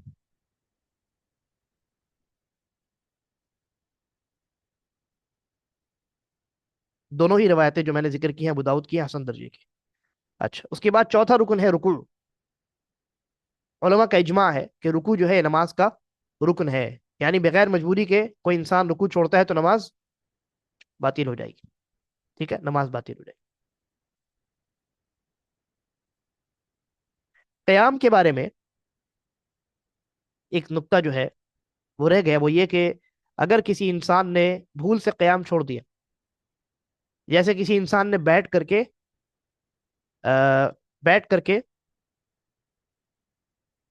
قیام کر لیا، قیام کی حالت میں بیٹھا رہ گیا، تو اس نے قیام ترک کر دیا. جب رکوع کی باری آئی تب وہ رکوع کرنے کے لیے اٹھا، اور جب رکوع کرنے کے لیے اٹھا تب اس کو یاد آیا کہ میں نے قیام ترک کر دیا. تب وہ کیا کرے گا؟ قیام کرے گا دوبارہ. پہلا والا قیام باطل اور یہ والا رکوع بھی باطل، وہ دوبارہ قیام کرے گا. ٹھیک ہے. اگر اس کو رکوع میں یا سجدے میں یاد آئے تو اسی وقت اٹھ کر کے وہ قیام کی حالت میں چلا جائے گا. اور رکوع اور سجدہ سب باطل، کیونکہ نماز میں ترتیب بھی رکن ہے، ہم پڑھیں گے آگے. تو ترتیب جہاں بریک ہوگی، جو کچھ آپ نے بغیر ترتیب کے انجام دیا ہے وہ سب باطل. تو انسان کو رکوع میں یا سجدے میں یاد آیا کہ میں نے قیام چھوڑ دیا ہے، تو وہ قیام کرے گا دوبارہ. اور جو رکوع اور سجدہ اس نے کر لیا تو سب باطل. اور اگر دوسری رکعت کے قیام میں یاد آیا تو وہی قیام اس کی پہلی رکعت کا قیام بن جائے گا، پہلی رکعت باطل. ٹھیک ہے. اچھا، اسی طرح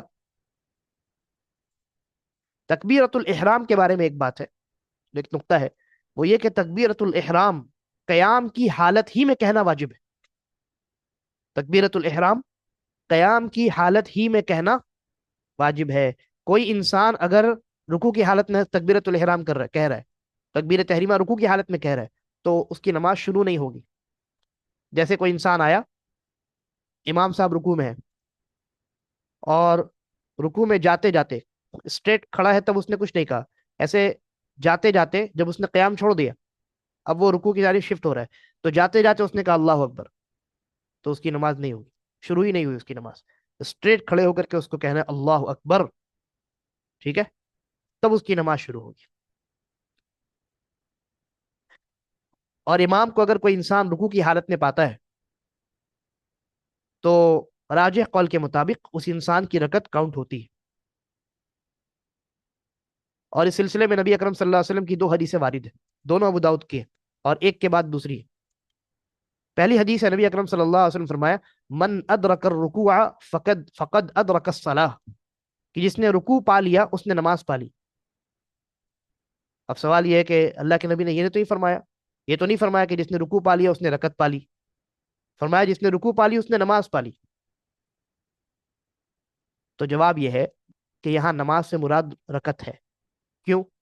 क्योंकि अगर आपने यहाँ नमाज से मुराद रकत नहीं ली तो इस जुमले का कोई माना नहीं रह जाएगा, क्योंकि ये तो पहले से बात है, बताने वाली बात ही नहीं है कि जिसने रुकू में इमाम को ज्वाइन किया नमाज उसकी वो नमाज में शामिल हुआ। ये तो अंडरस्टूड बात है ना? तो इस फरमान का कोई माना रहेगा? कोई माना नहीं रहेगा। इसलिए उलमा ने कहा कि यहाँ अस्सलाह से मुराद अर्रुकू है, अर्रका है, अर्रका। फमन अदरक रुकुआ फकद अदरक सलाह ऐ फकद अदरक रका, जिसने रुकू पा ली उसने नमाज, उसने रकत पा ली। एक दलील। दूसरी दलील जो है, और दोनों सही है, दूसरी दलील है, नबी अकरम सल्लल्लाहु अलैहि वसल्लम फरमाया कि जब तुम इमाम को सजदे की हालत में पाओ तो उस रकत को काउंट मत करो। क्या फरमाया? जब इमाम को सजदे की हालत में पाओ तो रकत को काउंट मत करो। इस जुमले का फायदा क्या है? इस जुमले का फायदा यह है कि जब इमाम को रुकू सजदे से पहले वाली हालत में पाओ तो रकत को काउंट करो, और सजदे से पहले दो ही हालतें, या तो रुकू या तो क़याम। तो रुकू में पाओ तो भी रकत को काउंट करो, और क़याम में पाओ तो भी रकत को काउंट करो। लेकिन अगर रुकू मिस हो गया, सजदे में इमाम जा चुका है और तब तुम नमाज में शामिल हो रहे हो, तो उस रकत को शुमार मत करो। इन दोनों हदीसों के अलावा नबी अकरम सल्लल्लाहु अलैहि वसल्लम के बाद सहाबा किराम से ये साबित है, जैसे हजरत अब्दुल्लाह इब्न मसूद रदी अल्लाह अन्हु से बहुत वजाहत के साथ ये साबित है। शेख अल अलबानी ने इस रवायत को, इस असर को सही करार दिया है। हजरत अब्दुल्लाह इब्न मसूद अपने एक शागिर्द के साथ मस्जिद नबवी में दाखिल हुए और वो दोनों रुकू में शामिल हुए थे। जब नमाज खत्म हुई, इमाम ने सलाम फेरा, तो उनके शागिर्द उठ करके एक रकत मुकम्मल करना चाह रहे थे। तो हजरत अब्दुल्लाह इब्न मसूद ने उनको पकड़ करके बैठा दिया और कहा, फकद अदरकता, कि तुमने पा लिया, यानी रकत तुमने पा ली। इस तरह के आसार हजरत अब्दुल्लाह इब्न मसूद के अलावा कई एक सहाबा किराम से मनकूल हैं। अब ये इश्काल, एक इश्काल बाकी रह जाता है कि हमने अभी भी पढ़ा कि सूरतुल फातिहा नमाज का रुकन है। तो जब जो इंसान रुकू में शामिल होगा, सूरतुल फातिहा उसकी क्या हो गई? मिस हो गई। तो फिर आप कैसे कहते हैं कि वो रकत उसकी हो गई? हम ऐसे कहते हैं कि किसी एक दलील को, हदीस को, आयत को देख करके फैसला कभी नहीं किया जाता। अगर आप किसी एक आयत को देख करके फैसला कीजिएगा तो अल्लाह ताला ने फरमाया, हुर्रिमत अलैकुमुल मैता, तुम्हारे ऊपर मुर्दार हराम करार दिया गया। मुर्दार मतलब जो बगैर जबह किए, बगैर शरई तौर पर जबह किए मर जाए, एक्सीडेंट से, दम घुट कर, अपने आप, कैसे भी, आपने जबह नहीं किया उसको और वो जानवर मर गया, हलाल जानवर, तो वो मैता है। मैता यानी मुर्दार, और मुर्दार हराम है, हराम है। अगर सिर्फ इसी आयत को देखिएगा तो मछली खाना हमारे लिए हराम हो जाएगा, क्योंकि मछली को हम जबा करते हैं क्या? मछली को पानी से निकालते हैं, दम घुटने से मछली क्या होती है? मर जाती है। तो मछली तो मुर्दार है, लेकिन हम उसको क्यों खाते हैं? क्योंकि नबी अकरम सल्लल्लाहु अलैहि वसल्लम से एक स्पेशल हदीस मरवी है। एक सहाबी ने समुद्र के पानी के बारे में पूछा कि उसका क्या हुक्म है, उससे वजू कर सकते हैं कि नहीं कर सकते? तो अल्लाह के नबी सल्लल्लाहु अलैहि वसल्लम फरमाया, हुवा तहूरु माउहु वल हिल्लु मैततुहु, कि समुद्र का पानी तहूर है, पाक है, और पाक कर सकता है, वजू गुस्ल सब कर सकते हैं। वल वो तहूरु मा वल हिल्लु मैततुहु, और उसका मुर्दार हलाल है, समंदर का मुर्दार हलाल है। तो पता चल गया ना कि सारे मुर्दार हराम है सिवाय समंदर के मुर्दार के। वैसे ही सूरतुल फातिहा रुकन है सिवाय इस केस के। इस केस में अगरचे आपसे सूरतुल फातिहा मिस हो जाए तो भी आपकी रकत हो जाती है, क्योंकि हमारे पास स्पेशल हदीस मौजूद है। एक्सेप्शन है यहाँ पर, ठीक? तो जहां एक्सेप्शन हो वहां एक्सेप्शन पर अमल करना जरूरी होता है। अलबत्ता इस मसले में उलमा की एक जमात इस तरफ भी गई है कि जिसकी सूरतुल फातिहा मिस हो जाए तो उस इंसान की रकत नहीं होती। तो कोई इंसान अगर दलील की बुनियाद पर उस दूसरे स्टैंड पर अमल करता है तो हम उसको लानत मलामत नहीं करते, ना उसको बिदती कहते हैं, ना उसको गलत कहते हैं। बल्कि चूंकि ये इख्तिलाफ जो है बहुत कवी है, इसलिए कुछ मसाइल ऐसे होते हैं جس میں گنجائش ہوتی ہے، لیکن ہم سے اگر کوئی پوچھے تو ہم ان تمام دلائل کی بنیاد پر یہ کہتے ہیں کہ اگر آپ نے رکوع پا لیا کم از کم تو آپ کی رکعت ہو جاتی ہے۔ اچھا، رکوع کے تعلق سے ایک بڑا اہم مسئلہ وہ یہ کہ امام اگر رکوع میں ہے یا رکوع کے علاوہ، یعنی قیام کے علاوہ رکوع میں ہے، یا رکوع کے بعد والی حالت میں ہے، یا سجدے میں ہے، یا تشہد میں ہے، اور آپ امام کے ساتھ جوائن ہونا چاہتے ہیں، تو جوائن ہونے کا طریقہ کار کیا ہوگا؟ اس میں دو طریقے ہیں، دونوں صحیح ہیں، لیکن پہلا زیادہ بہتر ہے اور دوسرا اس کے بعد والے درجے میں آتا ہے۔ پہلا طریقہ یہ ہے کہ آپ پہلی تکبیر کہہ کر کے نماز میں شامل ہو جائے، اور وہ تکبیر تکبیر تحریمہ ہے، کیونکہ نبی اکرم صلی اللہ علیہ وسلم نے فرمایا کہ تکبیر تحریمہ ہی کے ذریعے سے نماز کی حرمت شروع ہوتی ہے۔ تو پہلی تکبیر آپ کہیں اللہ اکبر، چاہے ہاتھ باندھے یا چھوڑ دے کوئی حرج نہیں، اور دوسری تکبیر آپ قیام سے امام جس حالت میں ہے اس حالت میں شفٹ ہونے کے لیے کہیں، جس کو ہم کہتے ہیں تکبیر انتقال، یعنی شفٹ ہونے والی تکبیر۔ تو نماز میں تکبیرات کی دو قسمیں ہیں، ایک ہے تکبیر تحریمہ اور ایک ہے تکبیرات انتقال۔ تکبیر تحریمہ رکن ہے، اور تکبیرات انتقال جو ہے یہ رکن نہیں ہے، واجب ہے۔ خیر، اس پر ہم تو بات کریں گے بعد میں۔ تو پہلا طریقہ افضل طریقہ، بہتر طریقہ، اور تمام حدیثوں پر جس طریقے سے عمل ہو جاتا ہے وہ یہ ہے کہ آپ پہلے اللہ اکبر کہیں، جو تک آپ یہ تکبیر آپ کی تحریمہ ہو گئی، پھر دوسری تکبیر کہہ کر کے آپ امام جس حالت میں ہے اسی حالت میں چلے جائیں، کیونکہ نبی اکرم صلی اللہ علیہ وسلم نے فرمایا کہ جب تم امام کے ساتھ رہو تو جس طرح امام کرتا ہے، جو جو کرتا ہے ویسے ہی کرو۔ تو امام اگر سجدے میں ہے تو آپ کو سجدے کی حالت ہی میں جانا ہے، اور نماز میں ایک رکن سے دوسرے رکن میں منتقل ہونے کے لیے اللہ تعالیٰ نے تکبیرات کو متعین کیا ہے۔ تو اس لیے افضل یہ ہے، بہتر یہ ہے کہ دو تکبیرات آپ کہیں۔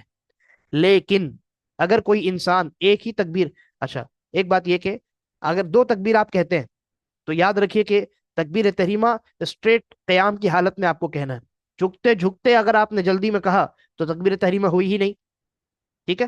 اسٹریٹ کھڑے ہو کر کے قیام کی حالت میں کہنا ہے۔ اور دوسرا طریقہ یہ ہے کہ آپ ایک ہی تکبیر کہیں کھڑے ہو کر کے اسٹریٹ، اور وہی تکبیر آپ کی تکبیر تحریمہ بھی ہو جائے گی، اور اسی تکبیر کو آپ تکبیر انتقال بھی مان لیجئے، یعنی ایک ہی تکبیر اللہ اکبر کہیے کھڑے ہو کر کے، ایک ہی تکبیر، وہی تکبیر تحریمہ ہو گئی، اور اسی تکبیر کے بعد آپ پھر امام جس حالت میں ہے، چاہے رکوع میں ہے، چاہے سجدے میں ہے، یا تشہد میں ہے، اسی حالت میں آپ چلے جائیے۔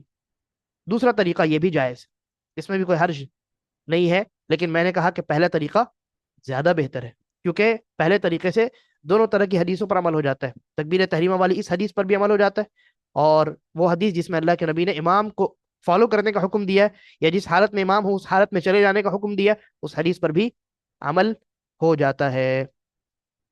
تو ہم رکوع پر بات کر رہے تھے۔ رکوع یہ نماز کا رکن ہے، اللہ تعالیٰ نے قرآن مجید میں رکوع کا تذکرہ کر کے پوری نماز مراد لی، کہا یا ایھا الذین آمنوا ارکعوا، اے ایمان والو رکوع کرو، مطلب نماز پڑھو، اور کہا ورکعوا مع الراکعین، رکوع کرنے والوں کے ساتھ رکوع کرو، یعنی نماز پڑھو۔ تو جہاں جہاں رکوع کا ذکر ہے اس سے مراد صرف رکوع نہیں ہے، بلکہ پوری نماز مراد ہے۔ لیکن رکوع نماز کا اتنا امپورٹنٹ رکن ہے، اتنا امپورٹنٹ حصہ ہے کہ اللہ تعالیٰ نے صرف اس کو ذکر کیا اور پوری نماز مراد لے لی، اور اس میں اجماع ہے، کوئی اختلاف نہیں ہے۔ اب یہاں رکوع کس کو کہیں گے اس کو سمجھنا ضروری ہے۔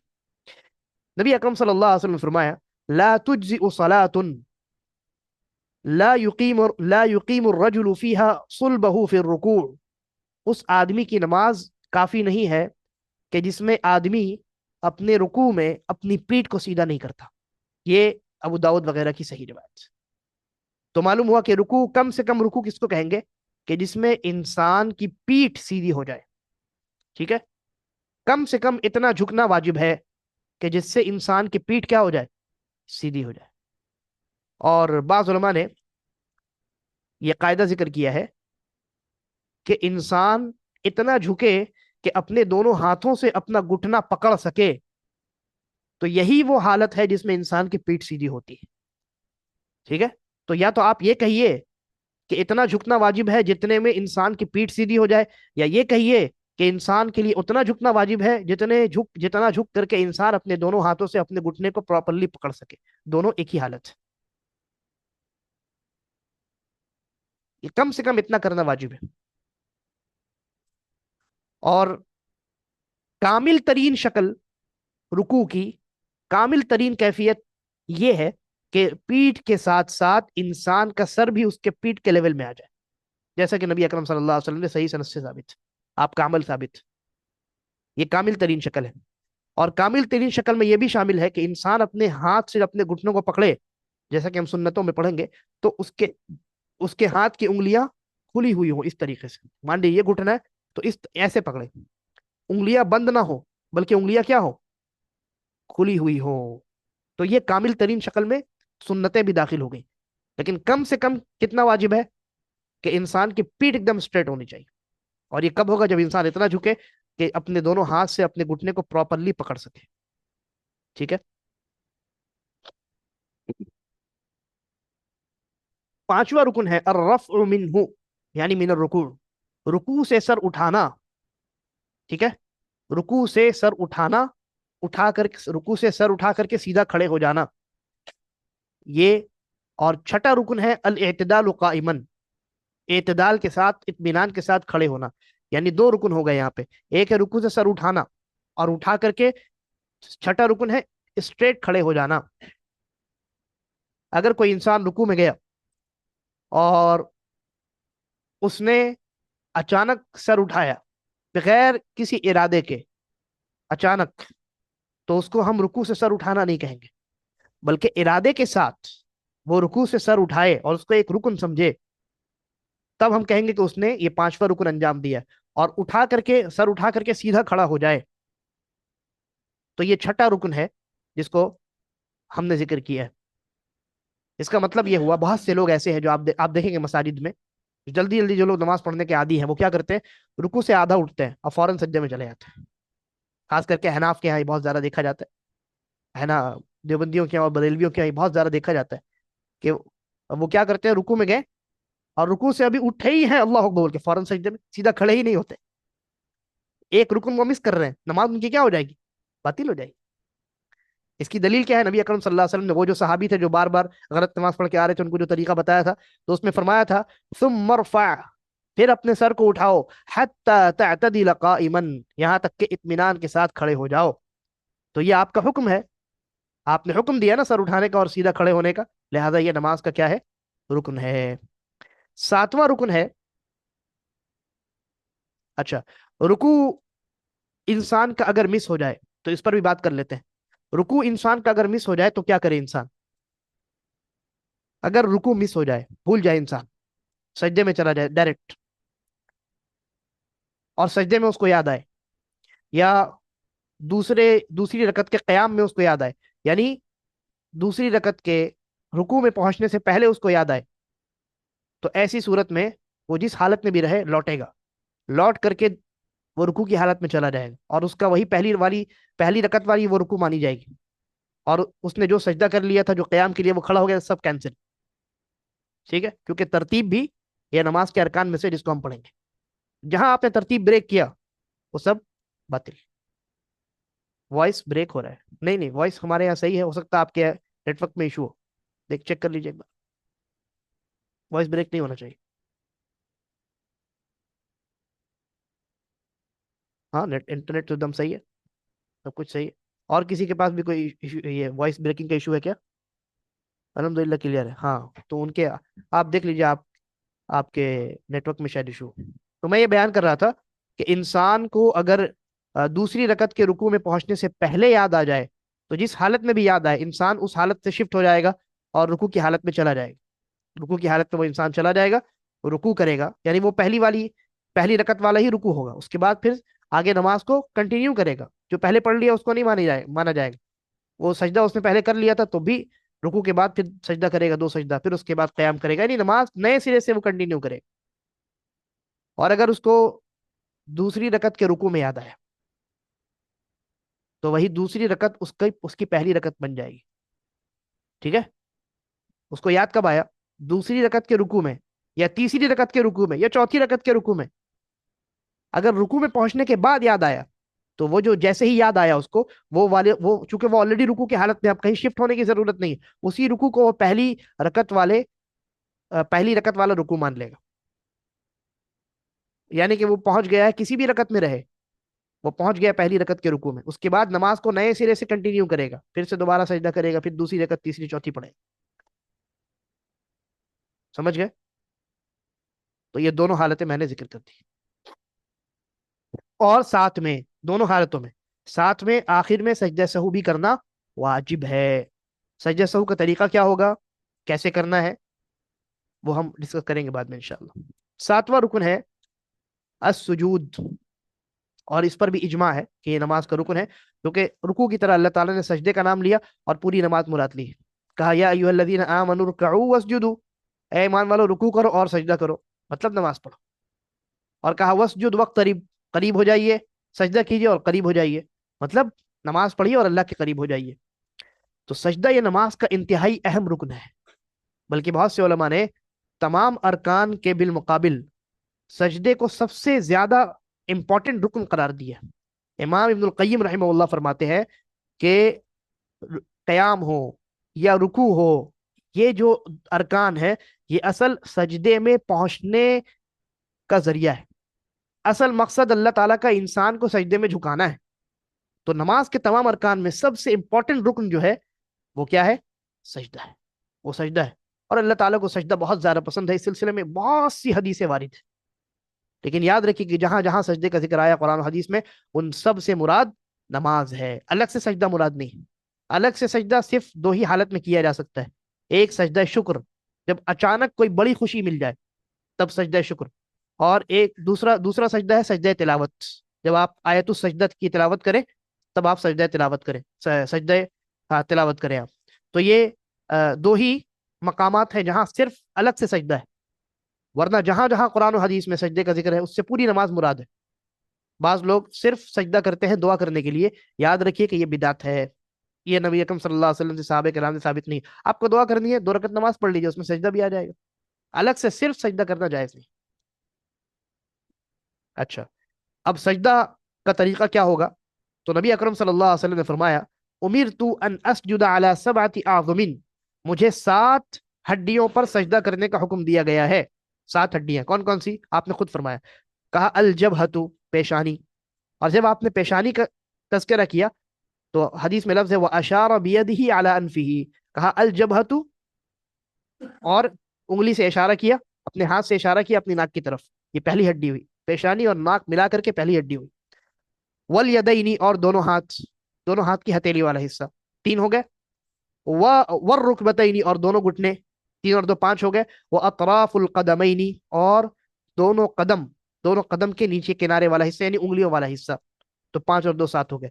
इन 7 हड्डियों पर सजदा करना जरूरी है। अगर किसी इंसान ने बगैर किसी मजबूरी के इनमें से किसी एक हड्डी को भी उठा करके रखा तो सजदा उसका नहीं हुआ। सजदा ना हुआ तो नमाज बातिल होगी, नमाज भी नहीं हुई।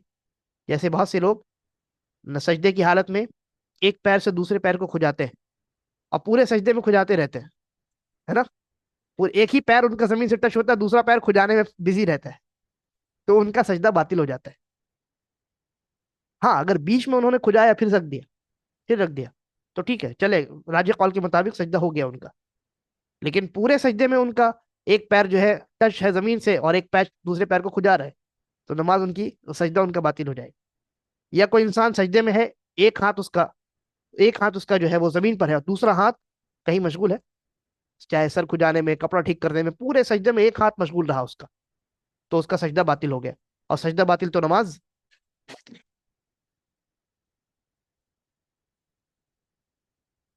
अच्छा, जो जो 7 हड्डियां हैं इन पर जो सजदा करने का हुक्म दिया गया, तो अगर इन 7 हड्डियों में से कुछ हिस्सा जमीन से अगर उठा रह गया तो कोई हर्ज नहीं। जैसे हम पैर की जो उंगलियां जमीन पर रखते हैं, 5 उंगलियां हैं हर पैर में, दोनों पैर में, तो 5 में से अगर मान लीजिए 4 जमीन पर है, एक छोटी उंगली बाज लोगों की जमीन पर टच नहीं हो पाती है, बेहतर तो ये है उनके लिए, अफजल ये है कि सजदे की हालत में अपने पैर को दबाएं और उंगलियों को किबले की तरफ करें, ये सुन्नत है। लेकिन अगर किसी ने नहीं किया और उसकी 4 ही उंगलियां जमीन से टच्ड है, छोटी उंगली जो है कानी उंगली जिसको हम बोलते हैं छोटी सी, वो टच नहीं हुई, तो कोई हर्ज नहीं, कोई हर्ज नहीं है। लेकिन कोशिश करनी चाहिए कि तमाम की तमाम उंगलियों को वो इंसान जमीन से टच करे। अच्छा, अब यहाँ एक सवाल है। एक इंसान मुकम्मल सजदा करने की ताकत नहीं रखता, ठीक, यानी आमतौर से जो होता है जैसे किसी के आंख का ऑपरेशन हो, تو ڈاکٹر نے کہا کہ جھک سکتے ہیں آپ، کہ بعض لوگوں کو تو جھکنے سے منع ہو گیا، جو جھک ہی نہیں سکتا تو وہ انسان ظاہر ہے کہ وہ سجدہ نہیں کر پائے گا. لیکن کچھ حالتوں میں صرف اتنا منع ہوتا ہے کہ اپنے ہاتھ اپنے اپنے سر کو آپ زمین سے ٹچ نہ کریں یا بہت زیادہ نہ جھکائیں. یعنی ایسا انسان اپنے دونوں گھٹنوں کو، اپنے دونوں پیروں کو اور اپنے دونوں ہاتھوں کو زمین سے ٹچ کر سکتا ہے، صرف ایک ہڈی اس کی زمین سے ٹچ نہیں ہوگی. تو راجح قول کے مطابق، اس میں اہل علم کا اختلاف ہے، راجح قول، زیادہ مضبوط قول جو ہے وہ یہ ہے کہ وہ انسان جتنا جھک سکتا ہے اتنا جھکے گا. ٹھیک ہے، جتنا جھک سکتا ہے اتنا جھکے گا، کیونکہ شریعت کا قاعدہ ہے کہ آ، جو انسان کسی عبادت کے کچھ پارٹس کو کر سکتا ہے تو جتنے پارٹس کو وہ کر سکتا ہے اتنا کرنا اس کے لیے ضروری ہے. یہ اس مسئلے میں راجح قول ہے. اور بعض علماء کہتے ہیں کہ جب وہ پیشانی زمین سے لگا ہی نہیں سکتا ہے تو اب وہ اس کو جھکنے کی حاجت نہیں ہے، کیونکہ پیشانی لگانا ہی اصل سجدہ ہے. دونوں طرح کے اقوال ہیں، لیکن میں نے جو پہلا قول ذکر کیا وہ زیادہ بہتر قول ہے.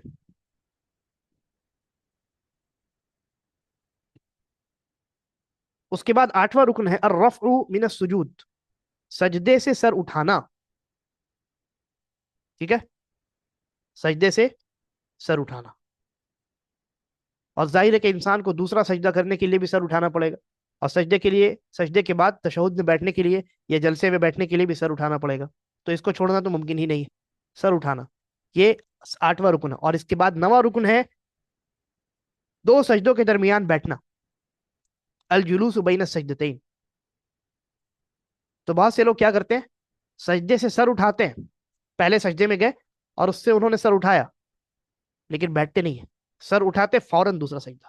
اور یہ بھی احناف کے یہاں بہت زیادہ ہے. چاہے نفل نماز ہو، سنت نماز ہو، فرض نماز ہو، نماز باطل، کیونکہ آپ نے ایک رکن پورا پوری مس کر دیا. کون سا رکن؟ اٹھ کر کے بیٹھنا ہے نا، ایک سجدے کے بعد دوسرے سجدے کے درمیان اٹھ کر کے بیٹھنا. نبی اکرم صلی اللہ علیہ وسلم کی حدیث ہے، اسی صحابی کو جو آپ نے طریقہ سکھایا، کہا ثم ارفع، پھر اپنے سر کو اٹھاؤ، حتی تطمئن جالسا، یہاں تک کہ اطمینان کے ساتھ بیٹھ جاؤ. تو دو ارکان ہیں، ایک ہے سجدے سے سر اٹھانا اور دوسرا اٹھا کر کے بیٹھنا، اطمینان کے ساتھ بیٹھنا.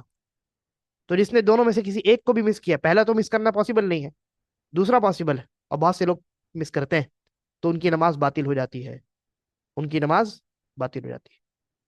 دسواں رکن ہے الطمأنینہ، اطمینان، سکون.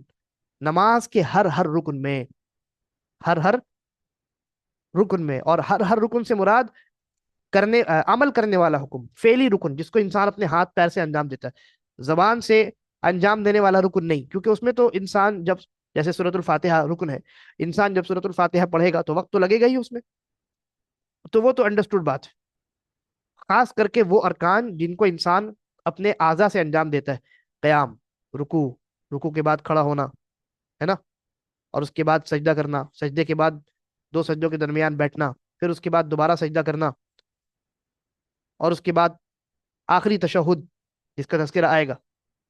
تو یہ، اور یہ تمام جو ہے نماز کے ارکان ہے. ہر ہر رکن میں اطمینان کے ساتھ بیٹھنا، کیونکہ آپ نے جتنی حدیثیں، جتنے الفاظ میں نے پڑھی ہے بار بار، اس میں دیکھیے حتی تعتدل، حتی تعتدل کے الفاظ ہیں، حتی تطمئن کے بھی الفاظ ہیں، اطمینان کے ساتھ، اعتدال کے ساتھ. یعنی ہر رکن میں آپ کو ٹھہرنا ہے. رکوع گئے اور فوراً اٹھ گئے تو اس کو جا کر کے رکوع میں ٹھہرنا نہیں کہیں گے، ہے نا. ہر رکن میں ٹھہرنا ہے اطمینان کے ساتھ، یہ نماز کا رکن ہے. اور شیخ ابن عثیمین رحمہ اللہ فرماتے ہیں کہ کم سے کم ہر رکن میں اتنی دیر ٹھہرنا واجب اور ضروری ہے جتنی دیر میں اس رکن میں جو ذکر ہے اس ذکر کو کم سے کم ایک مرتبہ پڑھ لیا جائے. جیسے آپ رکوع میں جاتے ہیں، رکوع میں جاتے ہیں تو رکوع میں سبحان رب العظیم پڑھنا ہے. واجبات میں ہم دیکھیں گے کم سے کم ایک مرتبہ پڑھنا تو واجب ہے، کیونکہ نبی اکرم صلی اللہ علیہ وسلم نے حکم دیا، اور حکم پر عمل تب ہوتا ہے جب کم سے کم ایک مرتبہ اس کو کیا جائے. تو رکوع میں ایک مرتبہ سبحان رب العظیم کہنا واجب ہے. ٹھیک ہے، لہذا رکوع میں کتنی دیر ٹھہرے رہنا واجب ہے، کتنی دیر ٹھہرے رہنے کو ہم کہیں گے کہ ہاں اس نے رکوع میں اطمینان قائم کیا، اتنی دیر جتنی دیر میں ایک بندہ ایک مرتبہ سبحان ربی العظیم کہہ سکے. یعنی اگر کوئی انسان رکوع میں گیا اور فوراً اٹھ گیا، اتنی دیر بھی نہیں رہا کہ ایک مرتبہ سبحان ربی العظیم پڑھا جا سکے، تو اس نے اطمینان والا رکن مس کر دیا. سجدے میں گیا اور فوراً اٹھ گیا، اتنی دیر بھی وہ سجدے میں نہیں رہا کہ ایک مرتبہ سبحان ربی الاعلی پڑھا جا سکے، ہے نا. یا قیام اس نے کیا، دوسری رکعت کے لیے کھڑا ہوا، فوراً رکوع میں چلا گیا، اتنی دیر وہ قیام کی حالت میں نہیں رہا جتنی دیر سورۃ الفاتحہ کی تلاوت کی جا سکے کم سے کم. تو اس نے اس رکن کو مس کر دیا، اطمینان والا جو رکن ہے اس کو اس نے مس کر دیا. اس کی دلیل میں نے جیسا کہ ابھی ذکر کیا کہ اللہ کے نبی نے جب رکوع سکھایا تو کہا ثم ارکع حتى تطمئن راکعا، کہ جب رکوع کرو اس کے بعد، قیام کے بعد، تو اطمینان کے ساتھ رکوع کرو. پھر سجدے کے بارے میں کہا ثم اسجد، پھر سجدہ کرو حتى تطمئن ساجدا، کہ اطمینان کے ساتھ تم سجدہ کرو. پھر سجدے سے سر اٹھانے کے بارے میں کہا ثم ارفع حتى تطمئن جالسا، سجدے سے سر اٹھاؤ اور اطمینان کے ساتھ بیٹھ جاؤ. لہذا یہ تمام حدیثیں اس بات پر دلیل ہے کہ اطمینان نماز کے ہر ہر رکن میں یہ یہ خود اپنے آپ میں ایک رکن ہے.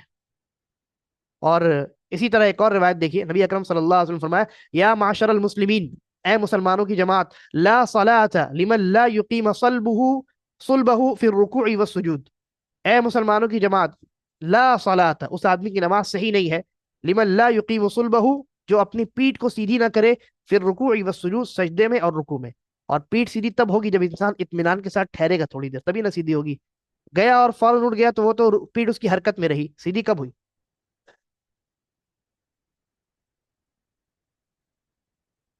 تو یہ بھی ایک رکن ہے. یہ 10واں رکن ہو گیا. 11واں رکن ہے التشہد الاخیر، آخری تشہد پڑھنا، آخری تشہد پڑھنا. اور 12واں رکن ہے الجلوس لہو، آخری تشہد پڑھنے کے لیے بیٹھنا.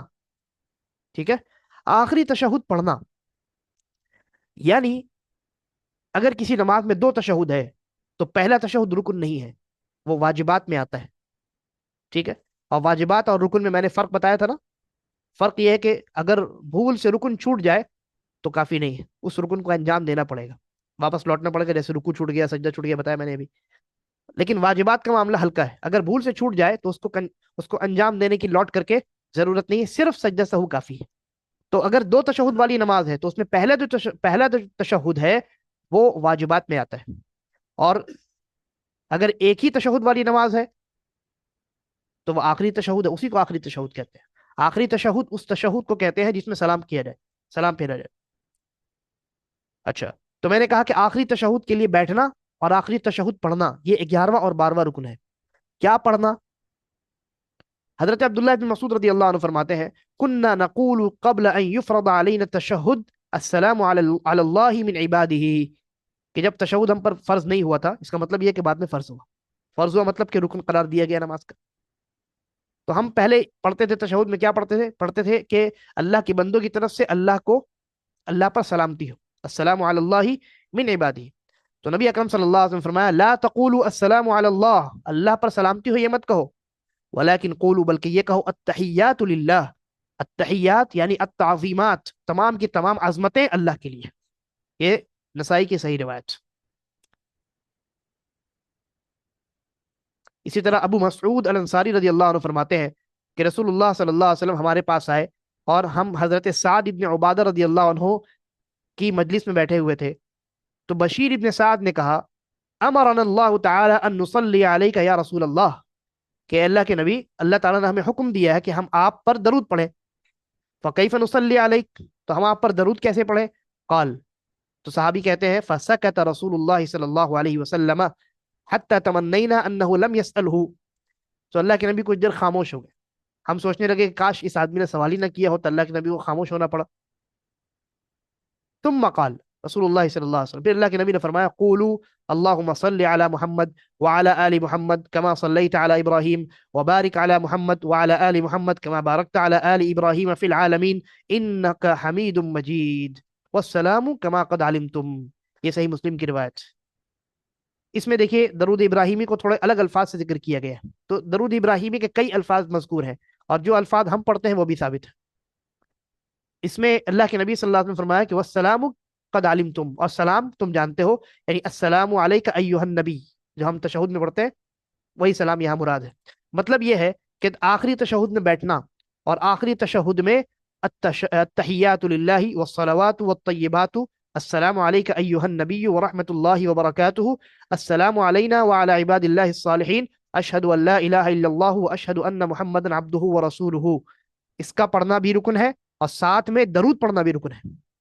ٹھیک ہے، تشہد اخیر میں دو چیزیں پڑھنا رکن ہے، ایک التحیات والی دعا، اور دوسرا نبی صلی اللہ علیہ وسلم پر درود، کیونکہ صحابی نے کیا پوچھا، اللہ تعالیٰ نے ہمیں حکم دیا ہے کہ ہم آپ پر درود پڑھیں، اور اللہ تعالیٰ جس چیز کا حکم دے وہ چیز ضروری ہوتی ہے نا، وہ چیز ضروری ہوتی ہے۔ تو اس لیے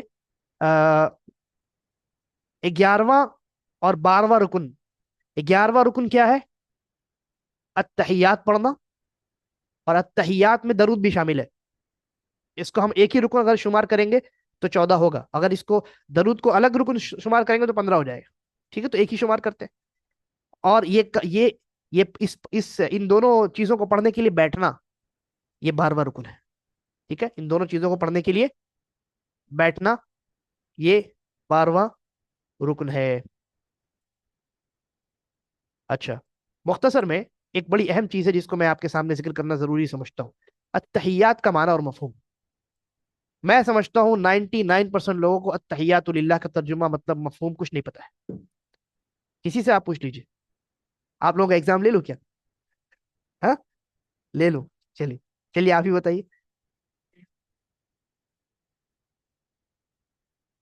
نہیں نہیں، وہ تو السلام علیکم ایھا النبی، التحیات للہ والصلوات والطیبات، اتنے کا ترجمہ بتائیے یا مفہوم بتائیے۔ نہیں پتا؟ چلیے میں ذکر کرتا ہوں، وقت ضائع ہوگا۔ التحیات کا معنی ہے التعظیمات، عظمتیں، ریسپیکٹس۔ التحیات للہ یعنی تمام قسم کی عظمتیں، ہر قسم کی عزت تعظیم اللہ کے لیے۔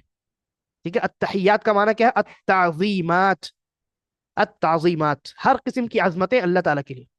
والصلوات، ہر طرح کی نمازیں اللہ تعالیٰ کے لیے۔ والطیبات، ہر طرح کی پاکیزہ چیزیں اللہ تعالیٰ کے لیے۔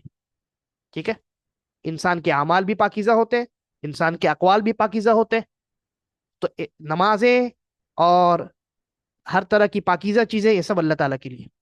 التحیات یعنی التحیات للہ یعنی ہر طرح کی عظمت اللہ تعالیٰ کے لیے، والصلوات والطیبات، اور ہر طرح کی نمازیں اور ہر طرح کی پاکیزہ چیز اللہ تعالیٰ کی ہے، اللہ تعالیٰ کے لیے۔ اس کے بعد ہم کیا پڑھتے ہیں؟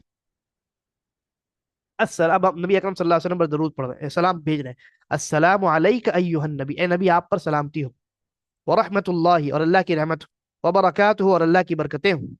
پھر السلام علینا، اور ہم سب پر اللہ کی سلامتی نازل ہو، وعلی عباد اللہ الصالحین، اور اللہ کے تمام نیک بندوں پر اللہ کی سلامتی نازل ہو۔ یہ چھوٹے سے الفاظ بہت جامع ہیں، کیونکہ انسان اس میں خود اپنے لیے بھی دعا کرتا ہے، اللہ تعالیٰ کے نیک بندوں کے لیے بھی دعا کرتا ہے۔ اور آپ کو معلوم ہے وہ حدیث جس میں اللہ کے نبی صلی اللہ علیہ وسلم نے بتایا کہ ایک بندہ جب کسی کے لیے دعا کرتا ہے تو جس چیز کی دعا کرتا ہے فرشتہ کہتا ہے اے اللہ اس کو بھی وہ چیز عطا فرما۔ آپ نے دنیا کے تمام نیک صالح لوگوں کے لیے سلامتی کی دعا کی ہے، وہ تمام دعائیں آپ کی طرف بھی لوٹتی ہیں جی۔ تو یہ بڑی عظیم چیز ہے، اس لیے التحیات کا معنی اور مفہوم سمجھنا چاہیے۔ اس کے بعد تشہد ہے، یعنی شہادت ہے، اشہد ان لا الہ الا اللہ، میں گواہی دیتا ہوں کہ اللہ کے علاوہ کوئی حقیقی معبود نہیں، واشہد ان محمد عبدہ ورسولہ، اور محمد صلی اللہ علیہ وسلم اللہ کے بندے اور اس کے رسول ہیں۔ تو 12واں رکن ہو گیا، 10:30 ہوا ہے، 10:15 ہوا ہے، اس کو ختم کرتے ہیں آج۔ 13واں رکن ہے التسلیم، یعنی سلام پھیر دینا۔ ٹھیک ہے، نبی اکرم صلی اللہ علیہ وسلم فرمایا وتحلیلها التسلیم، یعنی نماز کی حرمت ختم ہوتی ہے، انسان دوبارہ حلال ہوتا ہے سلام کے ذریعے سے۔ اس میں بہت زیادہ میں تفصیل میں نہیں جاؤں گا، بس اتنا یاد رکھیے کہ انسان جب السلام علیکم ورحمۃ اللہ کہے تو اپنے سر کو دائیں اور بائیں طرف گھمائے، اور سنت یہ ہے کہ اتنا گھمائے اپنے سر کو کہ پیچھے والے انسان کو آگے والے انسان کا گال نظر آ جائے، یہ سنت۔ ٹھیک ہے، اچھا، کہیں بھی دیکھیے ضروری، ہاں یہ اچھی چیز آپ نے یاد دلائی. بہت سے لوگ یہ سمجھتے ہیں کہ ضروری ہے کہ کندھے پہ دیکھیں، اور یہ سمجھتے ہیں کہ ہم اسی کندھے پہ جو فرشتہ کھڑا ہے اسی کو سلام کر رہے ہیں. یاد رکھیے کسی بھی حدیث میں یہ نہیں آیا کہ انسان کے کندھے کے اوپر فرشتہ کھڑا ہوتا ہے. دائیں اور بائیں جانب ہوتا ہے لیکن کندھے کے اوپر ہوتا ہے، یہ کس نے کہہ دیا؟ تو ایک تو بات یہ ہے کہ آپ اپنی نظریں جدھر آپ گھما رہے ہیں وہاں بھی رکھیے، کوئی حرج نہیں ہے. وہاں جو کچھ بھی ہے آپ اس کو دیکھ سکتے ہیں. وہاں اپنی نظروں کو نیچے رکھنا یا کندھے پہ رکھنا یہ تکلف، اس تکلف کی کوئی ضرورت نہیں. دوسری بات یہ کہ جب آپ کہتے ہیں السلام علیکم ورحمۃ اللہ، السلام علیکم ورحمۃ اللہ، تو آپ کس کو سلام کر رہے ہیں؟ آپ پر اللہ کی سلامتی ہو. کس کو آپ مراد لیں گے؟ کس کو مراد لیں گے؟ تو اس سلسلے میں کئی دلیلیں وارد ہیں، میں تفصیل میں نہیں جا رہا ہوں. خلاصہ بتا رہا ہوں آپ کو کہ اگر آپ کے پاس کوئی انسان ہے، کچھ لوگ نماز پڑھ رہے ہیں، تو آپ ان کو بھی مراد لے لیجئے اور اللہ کے فرشتوں کو بھی مراد لے لیجئے. اور کوئی نہیں ہے تو صرف اللہ کے فرشتوں کو مراد دیجئے. ٹھیک ہے؟ اچھا، اس میں ایک چیز یہ بھی جائز ہے کہ آپ دائیں طرف السلام علیکم ورحمۃ اللہ وبرکاتہ کہیں اور بائیں طرف السلام علیکم ورحمۃ اللہ اتنا ہی کہیں.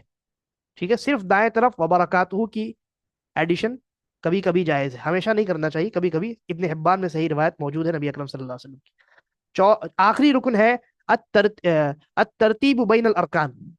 جو ارکان ابھی ہم نے دیکھے، ان ارکان کے درمیان ان کے سیکوینس کو برقرار رکھنا، ان کے آرڈر کو بریک نہ ہونے دینا. یعنی پہلے تکبیرت الاحرام، اس کے بعد تکبیرت الاحرام قیام کی حالت میں، اس کے بعد سورۃ الفاتحہ، اس کے بعد رکوع، اس کے بعد رکوع کے بعد سر اٹھا کر کے کھڑا ہونا، اس کے بعد سجدہ، اس سجدے کے درمیان بیٹھنا، پھر دوسرا سجدہ ہے نا، اس کے بعد پھر دوسرے سجدے سے سر اٹھا کر کے سر اٹھانا، اور پھر اس کے بعد قیام کرنا. تو یہ جو تمام ارکان ہیں، ان تمام ارکان کے درمیان ترتیب، ترتیب یعنی سیکوینس کو برقرار رکھنا. کوئی انسان اگر پہلے رکوع کر لے، پہلے سجدہ کر لے بعد میں رکوع کرے، تو اس نے اس رکن کو چھوڑ دیا، ترتیب کو چھوڑ دیا اس نے. اور اسی وجہ سے میں نے اس سے پہلے جو رکوع اور سجدے کے مس ہونے والے مسائل بتائے ہیں، ان میں نے کیا کہا کہ اگر آپ کو یاد آتا ہے کہ میرا رکوع مس ہو گیا ہے، تو جو رکوع مس ہوا آپ وہیں پہنچ جائیں گے. ٹھیک؟ اور آپ نے جتنی نماز ادا کر لی ہے، جتنے سجدے کر لیے ہیں، قیام کر لیا ہے، یہ سب آپ کا باطل ہو جائے گا. کیونکہ اگر آپ نے اس کو باطل نہیں کیا تو ترتیب الٹ جائے گی، ہے کہ نہیں؟ ترتیب الٹے گی کہ نہیں؟ آپ کو اگر پہلی رکعت کا رکوع مس ہوا اور آپ کو تیسری رکعت میں یاد آیا، اور آپ پہلی رکعت کا رکوع کر کے پھر سے تیسری رکعت کنٹینیو کریں گے، تو ہو کیا جائے گا کہ پہلی رکعت کا رکوع تیسری رکعت میں آ گیا. تو اس لیے ترتیب ان تمام ارکان کے درمیان یہ ضروری ہے. اور ان کے درمیان اگر انسان گڑبڑی کرتا ہے تو انسان کی نماز باطل ہو جاتی ہے. اور اگر بھول کر اس میں غلطی ہو جاتی ہے تو اس غلطی کو درست کرنا ضروری ہے، اور آخر میں سجدہ سہو انسان پر کرنا ضروری ہے. بس آج ہم یہیں تک رکھتے ہیں. اگلے کلاس میں، اگلے درس میں انشاءاللہ تعالی ہم کوشش کریں گے کہ نماز کے واجبات کو شروع کریں اور ختم کریں. اللہ تعالی ہم کو اس بات کی توفیق دے کہ ہم سنت کے مطابق نبی اکرم صلی اللہ علیہ وسلم کے طریقے پر نماز جیسی اہم ترین عبادت کو انجام دیں، اور اپنی پوری زندگی اللہ کے نبی کے سنت کے مطابق ہم گزاریں. چلیے اب اس کے بعد جو ہے سوال جواب کا وقفہ ہے. نہیں کھلا ہوا سوال جو ہے ہم مائک سے لیں گے. میں ابھی مائک آن کر دیتا ہوں. جن کو سوال کرنا ہے وہ اپنے آپ کو انمیوٹ کر کے سوال کریں. السلام علیکم السلام شیخ. علیکم شیخ. جن کو سوال میں کرنا ہے سوال وہ کروں؟ ہینڈ ریز کریں، ہینڈ ریز کریں. جن کو سوال کرنا ہے وہ ہاتھ اٹھائیں. جو ہاتھ اٹھائیں گے انہیں کو جواب موقع ملے گا. عائشہ خاتون آپ پہلے سوال کریں. جن کو السلام سوال کرنا ہے علیکم ہینڈ ریز کریں. وعلیکم السلام ورحمۃ اللہ. میرا سوال تھا کہ میں نے سنا تھا کہیں پہ کہ نماز کے دوران اگر کوئی سلام کرے اس کا جواب دینا چاہیے، تو یہ کہ کہاں تک صحیح ہے، اور اگر دینا چاہیے تو کیسے ہے؟ اس کا بیان آئے گا انشاءاللہ. شارٹ میں بتا دیتا ہوں. آپ کے لیے یہ بھی جائز ہے کہ آپ نماز میں جواب نہ دیں، نماز مکمل ہونے کے بعد جواب دیں، اور نماز کے اندر بھی جواب دینا جائز ہے. اب اگر آپ نے دوسرا آپشن چوز کیا ہے جواب دینے والا، تو اس کا طریقہ یہ ہوگا کہ آپ زبان سے کچھ نہیں کہیں گے، بلکہ انگلی کے اشارے سے یا ہاتھ کے اشارے سے جواب دینا ہے. اور ہاتھ کا اشارہ جب کیجیے گا تو ہتھیلی نیچے کی طرف ہو، اس طرح ایسے کر کے آپ جواب دے سکتے ہیں، دے سکتی ہیں. یا انگلی کے اشارے سے بھی آپ جواب دے سکتی ہیں. دونوں طریقہ نبی اکرم صلی اللہ علیہ وسلم میں ثابت ہے. اور یہ بھی ثابت ہے کہ آپ نے کبھی کبھی جواب نہیں بھی دیا، بعد میں جواب دیا. ठीक है। जज़ाकल्लाहु लेकिन खैरन। बोलकर जवाब देगा जी कोई इंसान तो नमाज बातिल हो जाएगी, क्योंकि बोलना नमाज में ये हराम है, नमाज को बातिल कर देने वाला अमल है। इसके बाद दूसरा जी, सवाल। अस्सलाम वालेकुम जज़ाकल्लाहु। शेख फरत जमाल बोल रहे हैं। जी जी, सलाम शेख, अलैकुम। मेरा सवाल ये है कि अगर मैंने कोई सूरा याद कर लिया, जैसे सूरा फज्र, थोड़ी लंबी सूरत है, कुछ दिनों पहले याद किए, अब अचानक फर्ज नमाज पढ़ते पढ़ते पहली रिकत में मैंने सूरतुल फज्र की तिलावत शुरू की, 10 आयत के बाद मैं भूल गई, तो क्या सामने किताब रखी हुई है, सामने खोल के पढ़ के उसको कंटिन्यू करना फर्ज या नफिल किसी में पॉसिबल है? ऐसा हो सकता है क्या? अगर आपने अगर आप फर्ज नमाज पढ़ रही हैं तो जहां तक आप रुकी हैं वहीं पर रुकू कर दीजिए, मजीद और जी अ, हरकत नहीं कीजिए, क्योंकि मजीद हरकत करने से आपका आगे बढ़ना, फिर मुसहफ को खोलना, फिर देखना, ये हरकत है, ये ज्यादा हरकत है। और नमाज में जो ज्यादा हरकत होती है उससे नमाज के बातिल होने का इम्कान रहता है। और नफिल नमाज में भी यही हुक्म है। लेकिन अगर मोबाइल वगैरह आपके पास है और आप भूल गई और आपको लंबा कयाम करना है, नफिल नमाज में आमतौर से इंसान लंबा कयाम करता है, और मोबाइल आपके पॉकेट में है, बहुत दूर नहीं है, कहीं चल के आपको आगे पीछे नहीं होना पड़ेगा, तो मोबाइल निकाल करके आप देख सकती हैं। ये हरकत जी सर। हल्की हरकत है, इसलिए दुरुस्त है। जी ठीक है। सर। और सर, इस्तिहाज़ा का लेकिन बेहतर खून ये है कि क्या? आप हरकत ना करें और नमाज अपनी वहीं पर रुकू आप कर जाए। जी। जज़ाकल्लाह। सर, इस्तिहाज़ा का जो खून होता है वो क्या पीरियड्स खत्म होने के बाद पकड़ा जाता है ना? उससे पहले भी, अगर प्रॉपर पीरियड्स आने से पहले भी इस्तिहाज़ा का खून आ सकता है और आता है, तो क्या 2 दिन तक अगर इस तरह से गड़बड़ी होती रही तो हर बार वजू करके या नहाने के बाद नमाज पढ़ सकते हैं? सबसे पहली बात तो ये याद रखिए कि औरत की शर्मगाह से जो खून निकलेगा उस पर पहला हुक्म हैज के खून का लगेगा। जी अब अगर किसी औरत को लगातार खून आ रहा है, जैसे किसी खातून का की आदत यह है कि उस उनको 28 दिन में 1 से लेकर के 6 दिन तक खून आता है, और उनका 6 दिन क्रॉस हो गया, 7, 8, 9, 10 खून आता चला जा रहा है, तो हैज का ही खून मानेंगे हम उसको। कब तक? जब तक ये साबित ना हो जाए कि वो हैज का खून नहीं है, वो इस्तिहाजा है। और ये जी तब साबित होगा जब ये जो खून है, ये खून या तो पूरे महीने जारी रहेगा, या महीने के कुछ ही अय्याम जो है इससे बचेंगे। ज्यादातर अय्याम में खून रहेगा, 20, 21, 22 दिन तक खून चलता रहे, तो है उसका खून महीने के अक्सर अय्याम नहीं चलता, और ना ही पूरे महीने चलता है। तब पता चलेगा कि ये इस्तिहादा का खून है। तो अगर ऐसा मालूम हो कि ये इस्तिहादा का खून है क्योंकि पूरे महीने आ रहा है, तो नबी अकरम सल्लल्लाहु अलैहि वसल्लम ने ये हुक्म दिया है कि उस खातून की जो पुरानी आदत है, यानी 28 दिन में 1 से लेकर के 6 दिन तक उनको हैज का खून आता था, तो वो 1 से लेकर 6 दिन तक के खून को हैज का माने, 6ठे दिन मुकम्मल होने के बाद वो गुस्ल करें, और नमाज रोजा तमाम चीजें वो जारी रखें। अलबत्ता हर नमाज के लिए वो अपनी शर्मगाह को साफ करके पैड वगैरह लेकर के और वजू करके उस वक्त की पूरी नमाज पढ़े। ठीक है। जी सर। और उसके साथ एक रिलेटेड है कि कभी ऐसा होता है किसी का साइकिल ही ऐसा है कि 5 दिन तक रहा, उसके बाद 2 दिन ब्रेक, फिर लास्ट 7 डे हो गया, तो उसको क्या कंटिन्यू हैज पकड़ेंगे ना, 2 दिन को कंटिन्यू हैज इस्तेहाजा पकड़ेंगे। कर? देखिए जी सर, उसको कंटिन्यू जज़ाकल्लाह। हैज, बास खवातीन में ऐसा होता है कि उनको बीच बीच में कभी कभी नहीं आता है खून, एक दिन एकदम जो ड्राई दिन हो गया। दिन या कुछ घंटे नहीं आता है। तो हजरत आयशा रदी अल्लाह अन्हा के पास बास खवातीन जो है वो पूछा करती थी, भेजा करती थी अपनी शर्मगाह से कॉटन लगा करके कि देखिए तो ये हैज है कि नहीं, हैज खत्म हो गया कि नहीं। तो हजरत आयशा कहा करती थी, मुअत्ता इमाम मालिक में रिवायत है, वो कहा करती थी कि सब्र करो यहाँ तक कि वाइट डिस्चार्ज आ जाए। तो जिस खातून को हैज के एंडिंग में वाइट डिस्चार्ज आता है, उनके लिए जरूरी है कि वो इंतजार करें वाइट डिस्चार्ज के आने का। जब वाइट वाइट कुछ डिस्चार्ज हो जाए तो ये अलामत है कि भाई अब जो है वो हैज का खून खत्म हो चुका है। ठीक है, ये उस जी औरत के लिए आमतौर से औरतों को आता है, वाइट जी डिस्चार्ज होता है। और जिस औरत को बिल्कुल ही नहीं होता है, यानी उनकी ये आदत ही है कि हैज के अय्याम जब खत्म होते हैं तो खून रुक जाता है और शर्मगाह पूरी सूख जाती है, लेकिन कोई वाइट वाइट कलर का कुछ नहीं आता है तो उनके लिए ये हुक्म है कि वो कॉटन के जरिए अपनी शर्मगाह को चेक करें। अगर मुकम्मल सूख चुकी है शर्मगाह और कॉटन जो है वो बिल्कुल वाइट निकलता है, ठीक है, कुछ लगा होता है उसमें, कुछ होगा लगा हुआ, लेकिन वो बिल्कुल वाइट है कि कोई कलर नहीं है उसमें, तब वो समझेंगे कि वो पाक है और वो जज़ाकल्लाह। कर लेंगे। जज़ाकल्लाह। तो ये है कि दूसरा सवाल। अस्सलाम वालेकुम रहमतुल्लाहि वबरकातुहू। अस्सलाम वरहमतुल्लाहि वबरकातुहू। शेख को पूछना था कि जैसे पहला रिकात पढ़ के अत्तहियात के लिए हम लोग बैठते हैं, अत्तहियात पढ़ने के बाद फिर दूसरे रिकात में खड़े होते हैं। अगर खड़े होने के बाद याद आया कि अत्तहियात हम पढ़े हैं कि नहीं वो भूल गए, तो उसमें क्या करें? नमाज कंटिन्यू रहेगा दूसरा रिकात, या फिर से अत्तहियात पढ़ना पड़ेगा?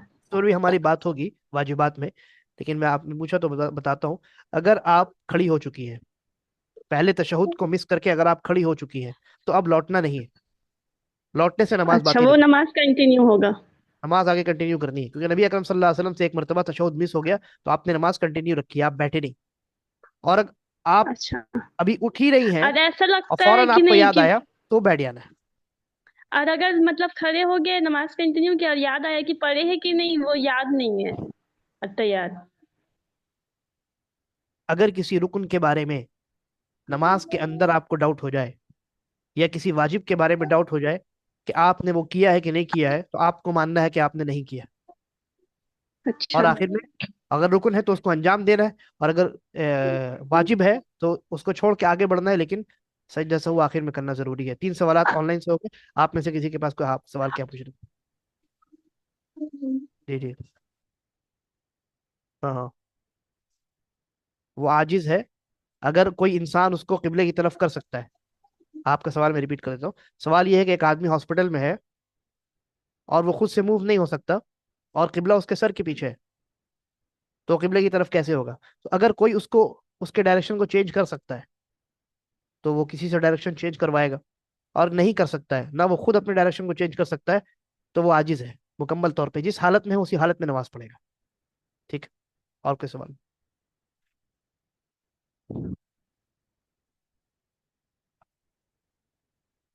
नमाज दोहराना है। और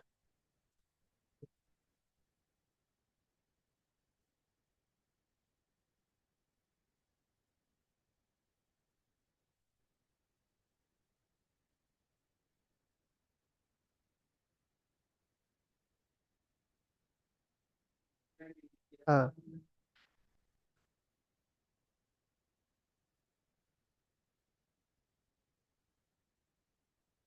ये बहुत मशहूर है। ये बहुत मशहूर है कि बाद लोग कहते हैं कि नबी अकरम सल्लल्लाहु अलैहि वसल्लम जब मेराज में गए तो अल्लाह ताला से मुकालमा हुआ, बातचीत हुई। तो वो बातचीत जो है अत्तहियात है, वही बातचीत अत्तहियात है। ठीक है। ये जो रिवायत है, ये बिल्कुल मन घड़त है, मन घड़त, फैब्रिकेटेड। बल्कि मेरे ख्याल से इस दुनिया में इसकी कोई सनद मौजूद नहीं है। और जो सही रिवायत है वो मैंने आपके सामने पढ़ी।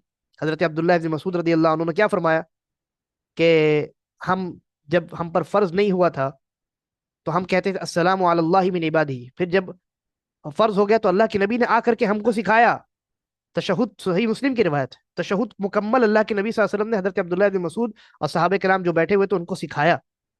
तो इसमें कहीं भी मेराज का जिक्र नहीं, इसलिए इसको मेराज से मिलाना ये बिल्कुल ही यानी बातिल बात है। ऐसी कोई हदीस सही या हसन दर्जे की मौजूद नहीं।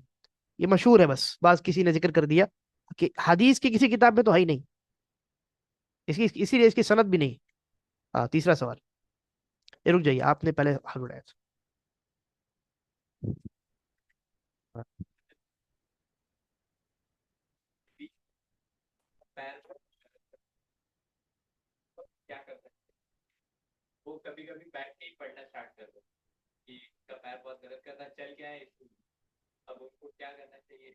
आपके नाना चल करके जाते हैं। मैं समझ गया, जो सवाल असल रिपीट कर रहा हूँ। आपकी आवाज तो नहीं गई ना यहाँ। तो आपके नाना चल करके गए मस्जिद, और जब वो मस्जिद पहुंचे, तो अब वो अगर खड़े होकर नमाज पढ़ेंगे, तो चलने की वजह से उनके पैर में दर्द शुरू हो चुका है। अगर वो नमाज पढ़ेंगे खड़े होकर के, तो अगर इतना दर्द है कि उनका जहन उस दर्द को बर्दाश्त करने में रहेगा, तो वो बैठकर नमाज पढ़ सकते हैं। शुरू भी नमाज बैठकर कर सकते हैं, कोई हर्ज नहीं। चेयर में बैठे चाहे जमीन में बैठे। हाँ, यानी कि उन्होंने क़याम पूरा किया है, मुशक्कत के बावजूद उन्होंने क़याम किया है। तो अगर उन्होंने किया है तो अच्छी बात है। और रुकू और सजदा वो नहीं कर सकते। नहीं नहीं, रुकू और सजदा में मतलब कि झुकना उनके लिए मना है क्या?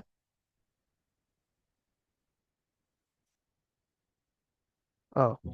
हाँ मतलब मुशक्कत है, बहुत ज्यादा मुशक्कत है। अच्छा।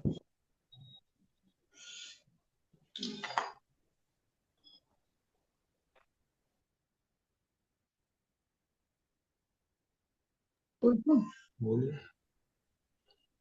पूछ रहे हैं। देखिए वो जो है वो रुकू के वक्त में, अच्छा दूसरी रकत के लिए फिर क्या करते हैं, फिर बैठ के ही पूरी नमाज पढ़ते हैं ना, क्योंकि दोबारा खड़े नहीं हो पाते वो। अच्छा ठीक है।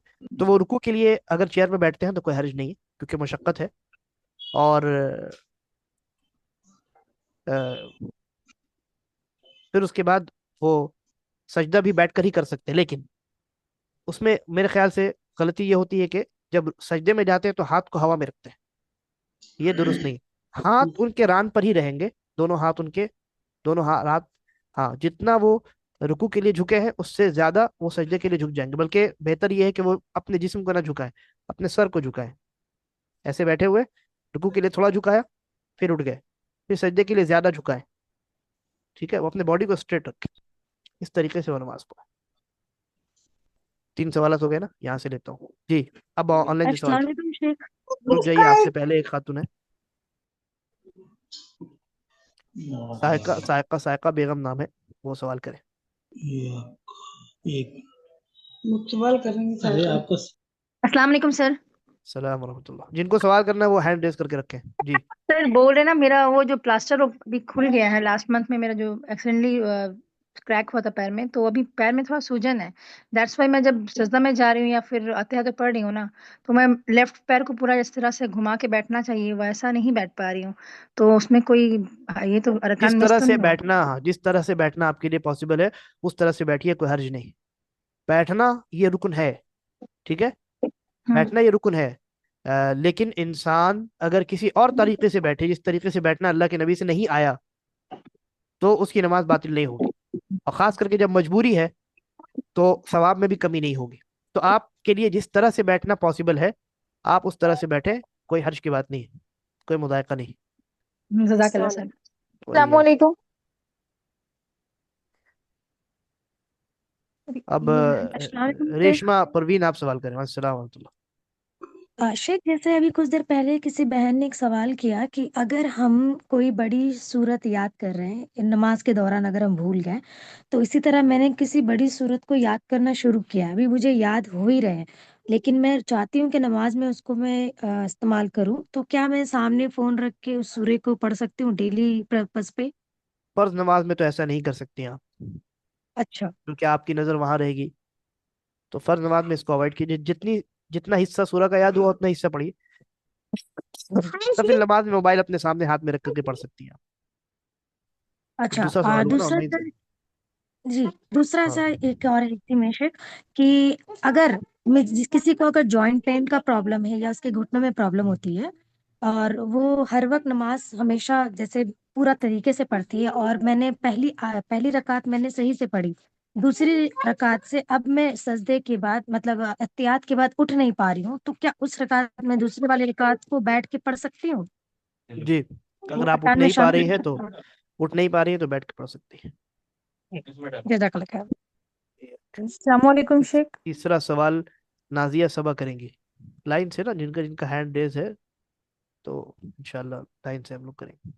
अस्सलाम वालेकुम अस्सलाम रहमतुल्लाह। सर। नमाज में खड़े हुए रुकू करना था और कंसंट्रेशन भी था कि रुकू करे, बट चले गए सजदे में, तो क्या करे? वापस फौरन खड़े होके रुकू जैसे करे? ही याद आया फौरन रुकू की हालत में चले जाइए, खड़े नहीं होना है, रुकू की हालत में चले जाना है। ठीक है, रुकू करिए और फिर से आगे सजदा दोबारा कीजिए, यानी कि पहला वाला सजदा आपका बातिल हो गया। ठीक है। जज़ाकल्लाह। वही है। आप में से किसी का सवाल जी, आपके पास।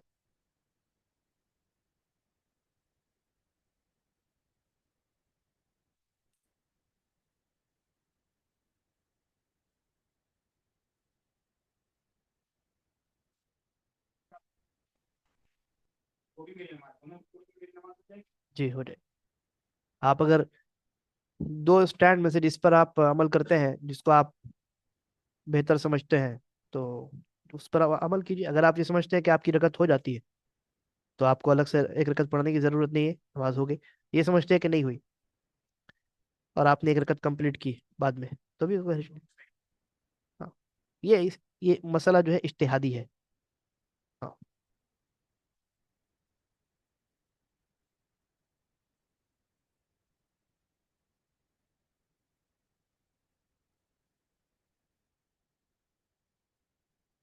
इस मसले को मैं इंशाल्लाह अगले क्लास में, अगले दर्स में आपके सामने बयान करूंगा। ये मसला गुज़िश्ता दर्स में आपने शायद जिक्र किया था ना, जो इन्होंने सवाल किया अभी, लेकिन मैं देख नहीं पाया इस मसले को। तो देख करके अगले क्लास, अगले दर्स मुझे ज़रूर याद दिलाइए। ठीक है। और हाँ, नमाज में जो कुछ पढ़ते हैं तो पढ़ना जबान और होंठों के जरिए होता है, आवाज के साथ, हल्की आवाज। अगर कोई इंसान होंठ बंद करके बगैर जबान की हरकत के दिल में पढ़े तो उसको सोचना कहते हैं, पढ़ना नहीं कहते। ठीक। वैसे ही कोई इंसान कुरान मजीद की तिलावत करना चाहता है और सिर्फ नजर से देखता जाता है, तो उसको कहेंगे वो कुरान की जो आयत है वो सोच रहा है दिमाग, पढ़ने का सवाब मिलेगा ही नहीं उसको। नहीं, सुनना तो एक इबादत है। अगर आप पढ़ना चाहते हैं, पढ़ने का मतलब क्या, हर एक हर्फ पर 10 नेकी, तो ये तभी मिलेगा जब आप जुबान से आप पढ़ें, अदा करें, हर अल्फाज को अदा करें, जुमलों को अदा करें। अगर आप सिर्फ देख रहे हैं, एक पारा आपने देख करके कंप्लीट कर लिया, तो आपको सवाब नहीं मिला, तिलावत का सवाब नहीं मिला। सुनिएगा तो वो सुनने का सवाब है, सुनने का सवाब है। हाँ बिल्कुल कम है। तिलावत का सवाब सुनने के सवाब से ज्यादा है, और ये तिलावत का सवाब तभी मिलेगा जब जबान से हरकत दे करके आवाज के साथ आप जो है तिलावत करें, गर्चे बहुत हल्की आवाज क्यों ना हो। हर तरह की नमाज में, इवन नमाज के बाहर भी तिलावत कर रहे हैं कुरान की अगर आप, तो आप अगर तिलावत का अजर चाहते हैं तो आपको जबान और हरकत के जरिए, जबान और होंठ के हरकत के जरिए आवाज निकाल करके तिलावत करनी है, चाहे बहुत हल्की ही आवाज क्यों ना हो। हाँ, आवाज निकालनी है, यानी हल्की आवाज, इस तरह आवाज बगल वाले आदमी को सुनाई ना दे, आपको अपने कान पे सुनाई दे, बस इतना। हाँ, तकबीर तहरीमा इमाम को भी कहना है, मुक्तदियों को भी कहना है। तकबीरात इंतकाल भी वाजिबात में से है, लेकिन वो भी इमाम को भी कहना है, मुक्तदियों को भी कहना है, सबको तक। जी जी जी, बिल्कुल बिल्कुल बिल्कुल बिल्कुल। हाँ, समी अल्लाहु लिमन हमीदा भी राज कौल के मुताबिक कहना है। इस पर हम बात करेंगे, वाजिबात में इसका तज़किरा आएगा। है? हाँ, समी अल्लाहु लिमन हमीदा भी बोलना है, फिर रब्बना वलकल हम्द, मिनिमम इतना बोलना जरूरी है। नमाज बातिल हो जाएगी। साथ पढ़े चाहे बाद पढ़े, इससे कोई हर्ज नहीं है, लेकिन पढ़ना वाजिब है।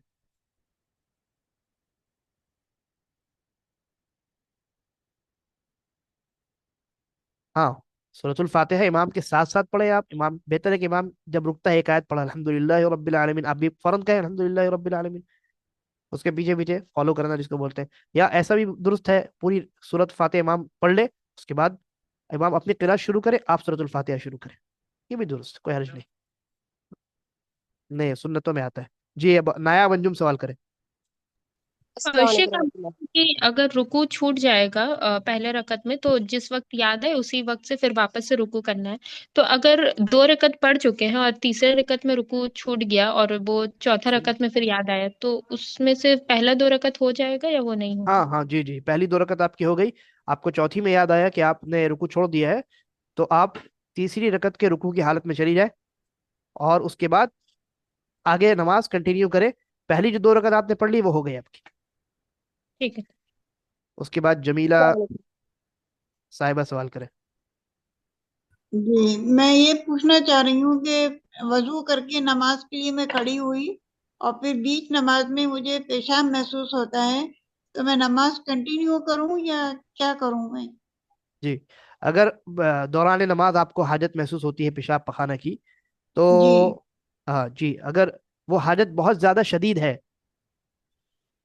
तो ऐसी सूरत में बेहतर है कि आप अपनी नमाज को तोड़ करके अपनी हाजत पूरी कर लें। और अगर हाजत हल्की है, जिसको आप हैंडल कर सकती हैं, तो नमाज जारी रख सकती हैं, कोई हर्ज नहीं। जी, तो ठीक। नमाज जब तोड़ेंगे तो क्या सलाम फेर के तोड़ेंगे नहीं नहीं या नहीं नहीं ऐसे? नहीं, ऐसे ही ऐसे ही, नमाज से ऐसे ही निकल जाइए बगैर सलाम के। अच्छा, बगैर ठीक, सलाम के। शुक्रिया। आखिरी सवाल हम ऑनलाइन से लेंगे, उसके बाद हम इंशाल्लाह 5 सवालात जो है वो चैट से लेंगे। अस्सलाम वालेकुम रहमतुल्लाहि वबरकातुहू। सलाम। वो नायाब अंजुम साहिबा ने सवाल कर लिया है। अच्छा ठीक है। ये कर हाँ जी। सकते हैं। मुबीना। आपने जो सवाल किया था ना, जो नमाज में सलाम फेरने के टाइम को अस्सलाम वालेकुम रहमतुल्लाहि वबरकातुहू दाएं बाएं हर दाएं, सलाम के सिर्फ दाएं, सिर्फ दाएं व बरकातहू कह सकती है, बाएं तरफ व रहमतुल्लाह तक। और ये भी नहीं कभी कभी, हमेशा कोशिश करना चाहिए व रहमतुल्लाह दोनों तरफ। हाँ जी कहिए। फिर अगर आप मैनेज कर सकती हैं तो कंटिन्यू करिए, और अगर सवाल इनका क्या मैंने था, नहीं समझ में नहीं आया। कर मैंने सवाल, सवाल क्या था इनका, समझ में नहीं आया, ये सवाल था क्या? चलिए खैर, अब जो है हम थोड़ा सा चैट से भी ले लेते हैं, क्योंकि बहुत ज्यादा सवालात हमने इससे ले लिए हैं। जो लोग चेयर पर बैठ के नमाज पढ़ते हैं उनका सजदा हुआ या नहीं, क्योंकि जमीन पे तो नहीं जा रहे हैं ये 7 हड्डी। अगर कोई इंसान चेयर पर बैठ के नमाज पढ़ता है मजबूरी की वजह से, यानी वो सजदे की हालत, वो सजदा नहीं कर पाता इसीलिए चेयर पर बैठता है, सजदा नहीं कर पाता इसीलिए चेयर पर बैठता है, तो दुरुस्त है। सजदे के लिए अपने सर को थोड़ा सा झुकाएगा, वो ज्यादा झुकाएगा। लेकिन अगर वो सजदा कर सकता है लेकिन फिर भी चेयर पे बैठा हुआ है, तो बातिल हो जाएगी नमाज। रफुल यदैन के बारे में बताऊंगा इंशाल्लाह, वो सुन्नतों में आता है। नमाज में दुआ इस्तिफ्ताह पढ़ना क्या जरूरी है? जरूरी नहीं है, सुन्नतों में आता है। सिर्फ जिसके कमर में दर्द हो वो खड़ा हो तो हो सकता है, लेकिन झुक नहीं सकता तो वो रुकू बैठ कर सकता है। उसके लिए अगर वो झुक नहीं सकता तो खड़े खड़े रुकू करे, खड़े खड़े रुकू करे, अल्लाह अकबर कहे और अपने सर को थोड़ा सा झुकाए। और जब वो झुक नहीं सकता तो शायद सजदा भी नहीं कर पाता होगा, तो खड़े खड़े ही सजदा करे, अपने सर को जितना रुकू में झुकाया उससे ज्यादा झुकाए। रुकू से जब खड़े होते हैं तब हाथ बांधना है या साइड में रखना है हमदन कसीरन कहते वक्त? बेहतर यह है कि आप हाथ छोड़ दें, और अगर हाथ बांधते हैं तो ये भी जायज, कोई अर्ज नहीं। ये इज्तिहादी मसाइल में आता है ये। जैसा आप हदीस से बताएं कि इमाम जैसे करे तुम भी वैसे ही करो। इमाम अगर रफुल यदैन, नहीं नहीं नहीं, इमाम, ये सिर्फ कयाम और क़ुऊद में, खड़े होने में और बैठने में इमाम को आपको फॉलो करना है। सुन्नतों में इमाम को आप फॉलो करें, ये जरूरी नहीं। इमाम रफुल यदैन नहीं कर रहा तो आप करें, कोई हर्ज नहीं है। ठीक है जी। और बहुत जगह कंधे से कंधा पाँव से पाँव लगाने से बुरा मानते हैं, तब क्या करना चाहिए जमात में? देखिए, हिकमत से काम करना चाहिए। आपने अगर अपने पैर बगल वाले के पैर से कंधा कंधे से मिलाया और उसने हटा लिया, छोड़ दीजिए। नमाज के बाद उसको नसीहत कीजिए अच्छे अंदाज में, अगर समझता है तो अच्छी बात, नहीं तो आपकी जिम्मेदारी खत्म और नमाज हो जाएगी बहरहाल। अगर रुकू और सजदे के दरमियान जमात में जुड़ा है तो उसकी रकत का क्या हुक्म है? तो रकत उसकी नहीं होगी। रुकू और सजदे के दरमियान वो जुड़ा है, यानी रुकू से इमाम साहब उठ गए और सजदे में नहीं गए, ठीक है, और वो इंसान नमाज को ज्वाइन कर रहा है, तो रकत काउंट नहीं करेगा। बरेलवी मस्जिद छोड़कर कोई और क्या? दो सजदा का बीच में वो ये हो रहा था, उसकी नमाज बातिल हो जाएगी। फिर ये मतलब जिसको तो पता ही नहीं, मतलब जो अगर हम अनाज का पीछे तो ये सही नहीं। और ये मैंने तो मतलब शुरू में बता दिया कि अगर किसी इंसान को किसी रुकन का इल्म नहीं है और ला इल्मी में वो किसी रुकन को छोड़ आता है, बराबर छोड़ता है, तो उसकी नमाज हो जाएगी। लेकिन जब पता चल गया तो उस वक्त की नमाज दोहरानी पड़ेगी। कोई हर्ज नहीं, कोई हर्ज नहीं। उसकी नमाज हो रही कि नहीं? उसको इल्म नहीं है, उसकी नमाज हो रही है ना, तो आपकी भी हो रही। हाँ। देखिए, यहाँ यहाँ मसला ये है, ऐसे इमाम के पीछे पहले तो नमाज नहीं पढ़नी चाहिए जो किसी भी रुकन को मिस करता हो। ऐसे इंसान के पीछे नमाज नहीं पढ़नी चाहिए, ठीक है। खास करके जो इत्मीनान वाला रुकन जो है छोड़ता हो। असल अहनाफ के यहाँ इत्मीनान जो है रुकन नहीं है, इसीलिए वो छोड़ते हैं, ठीक है। हाँ। लेकिन इसके बावजूद मैंने जो क्राइटेरिया बताया कि हर रुकन में उतना वक्त देना है जितनी देर में उस रुकन का जिक्र एक मरतबा अदा कर लिया जाए। अक्सर लोग जो नमाज अदा करते हैं अहनाफी हो, उतना वक्त तो देते हैं, थोड़ा और देना चाहिए, इत्मीनान और ज्यादा आना चाहिए, लेकिन उतना देते हैं तो नमाज उनके पीछे हो जाएगी। लेकिन कोई इंसान उतना भी ना दे, जैसा कि तरावी में बाज जगहों की वीडियोस आती हैं आपके पास, आधे मिनट में 2 रकत खत्म, 1 मिनट में 2 रकत, 4 रकत खत्म, धड़ाधड़। तो वो उठक बैठक एक्सरसाइज, एक्सरसाइज में भी इत्मीनान होता है, उसको भी एक्सरसाइज भी नहीं बोल सकते। तो ऐसे इंसान की खुद की नमाज नहीं होती, दूसरे की कहाँ से होगी। बरेली मस्जिद छोड़कर कोई मस्जिद नहीं मिले तो जुमा अदा कर सकते हैं।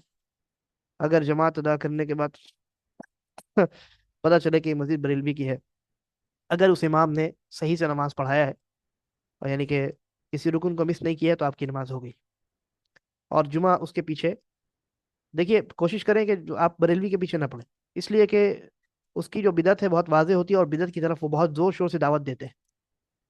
तो इसलिए उनके पीछे ना पड़े ताकि बिदत का बाइकआउट हो सके। वरना हम उस इंसान को काफिर नहीं कहते, उस इंसान को हम काफिर नहीं कहते, ना उसकी नमाज को बातिल कहते हैं। इसलिए मैं पहले ये नहीं कहता था, लेकिन अब कहता हूँ कि अगर कोई बरेलवी है, तो चूंकि वो अपनी बिदत को बहुत ज्यादा प्रमोट करते हैं और दावत देते हैं, तो उनके पीछे नमाज पढ़ने से अवॉइड कीजिए। क्योंकि हो सकता है आप उसके पीछे पड़े तो कोई इंसान समझे कि अच्छा वो सही है तभी इसके पीछे पड़ रहा है, तो उसकी बात सुनने लगे और मुतासिर हो जाए और फिर गुमराह हो जाए। ठीक है, लेकिन देवबंदियों के यहाँ बिदतें चूंकि उतनी वाजे नहीं होती और बड़ी बड़ी बिदतें वो नहीं करते हैं, है ना। उनके यहाँ जो आम लोग हैं वो बहुत सीधे साधे होते हैं, उनको उनका अकीदा भी सही सही होता, सही साफ सीधा होता है। कुछ कुछ अकायद ऐसे होते हैं जो चूंकि बहुत मशहूर हैं, इसलिए उनके अकीदे में वो बात आ गई। जैसे अल्लाह ताला को हर जगह उनकी आवाम मानती है, तो ये ऐसा अकीदा है जो मशहूर है। आप अगर किसी भी आदमी से ऐसे रैंडमली किसी को पढ़ के पूछे अल्लाह कहाँ है, बोलेगा हर जगह, क्योंकि उसको वही सिखाया बताया गया, उसकी गलती नहीं है। तो उनके यहाँ जो बिदतें होती है वो छुपी हुई होती है, जाहिर नहीं होती, बहुत कम होती है। और आम लोगों की जो आम लोगों का जो अकीदा भी होता है, तो वो ठीक ठाक होता है। और कुछ खराबी भी होती है, तो वो बेचारे माजूर होते हैं, उनको पता नहीं होता है। तो उनके पीछे अगर कभी किसी ने कर लिया, पढ़ लिया नमाज, तो कोई हर्ज नहीं है। लेकिन बरेलवियों के पीछे जरा अवॉइड करना चाहिए। दो तशहुद में बैठने का तरीका सेम है क्या, या फिर अलग अलग तरीके से बैठना है? नहीं, अलग अलग तरीके से बैठना है। इंशाल्लाह इस पर हम बात करेंगे, नमाज की सुन्नतों में आएंगे तो इस पर बात करेंगे। सलाम से पहले दुआ पढ़ने की कोई लिमिट है? सलाम से पहले नहीं, कोई लिमिट नहीं है। आप जितनी दुआएं मांग सके मांग सकती है, कोई हर्ज नहीं। क्या दो सजदे के बाद बैठ कर के उठना उठना है 2 रकत में, या फिर डायरेक्ट उठ सकते हैं? हाँ, इसको कहते हैं जलसा इस्तिराहत। 2 रकत के, इन्होंने क्या पूछा है? 2 सजदे के बाद, 2 सजदे के बाद यानी पहली रकत से दूसरी रकत के लिए आप उठ रही हैं, या तीसरी रकत से चौथी रकत के लिए उठ रही हैं 2 सजदे के बाद, तो जलसा इस्तिराहत करना सुन्नत है। यानी 2 सजदे, दूसरे सजदे से सर उठाकर बैठना, ये सुन्नत है। अगर कोई स्ट्रेट खड़ा हो जाता है तो जायज। क्या नमाज में सजदा तिलावत आए तो सजदा से डायरेक्ट उठेंगे या बैठ करके? कोई हर्ज नहीं है, दोनों ही जायज है। इसमें कोई वाज़ेह हदीस मौजूद नहीं। तो कोई बैठ कर उठे तो भी जायज है, बेहतर यही लगता है, क्योंकि हर जगह सजदे के बाद अल्लाह के नबी बैठे हैं। और कोई डायरेक्ट भी उठे तो कोई हर्ज नहीं। पॉकेट साइज कुरान यूज कर सकते हैं लंबी सूरह पढ़ने के लिए क़यामुल लैल में, नफिल नमाज में, और रुकू और सजदा के वक्त पास में टेबल पर रख सकते हैं। बिल्कुल, नफिल नमाज में, क़यामुल लैल में, सुन्नत में आप मोबाइल के जरिए तिलावत कर सकते हैं। ऑफलाइन के लेवल क्या है? ओ अच्छा अच्छा, हाँ मैंने कुछ सवाल रिपीट नहीं किए, माजरत माजरत। क्या पहले तशहुद में सिर्फ अत्तहियात पढ़ सकते हैं? पहले तशहुद में कम से कम अत्तहियात पढ़ना वाजिब है। और कोई इंसान अगर दरूद पढ़ता है तो जायज है। मतलब ये कि बाज़ उलमा ने तो कहा कि सुन्नत है, सुन्नत है, लेकिन सही कौल ये है कि इस पर हम बात करेंगे इंशाल्लाह, देखते हैं, बताएंगे इंशाल्लाह। ये नमाज की सुन्नतों में आता है, वाजिबात में नहीं। वाजिब है तशहुद में बैठना, और तशहुद, पहले तशहुद में बैठना और पहले तशहुद को पढ़ना, तहियात वाली दुआ पढ़ना कम से कम। फजर की नमाज कज़ा हो जाए तो जोहर में अदा कर सकते हैं। तो जोहर का वेट क्यों करना है? जब आपकी नींद खुली है, अगर मिस हो गई नमाज, उसी वक्त वजू करके नमाज पढ़िए। जोहर का वक्त वेट नहीं करना। चैट से सवाल नहीं लूंगा। क़याम और रुकू कर लेती हूँ, पर सजदा करने के बाद जमीन से, ये तो हो गया ना, जमीन से उठ नहीं सकती तो सजदा चेयर पर बैठ कर सकते हैं? देखिए, क़याम कीजिए, रुकू कीजिए, सजदा कीजिए। पहली रकत आपने प्रॉपरली अदा किया। अब आप उसके बाद सजदे से अगर नहीं उठ सकती हैं, क़याम नहीं कर सकती, तो बैठे बैठे नमाज पढ़िए। अजान के दौरान कुरान पढ़ सकती हो।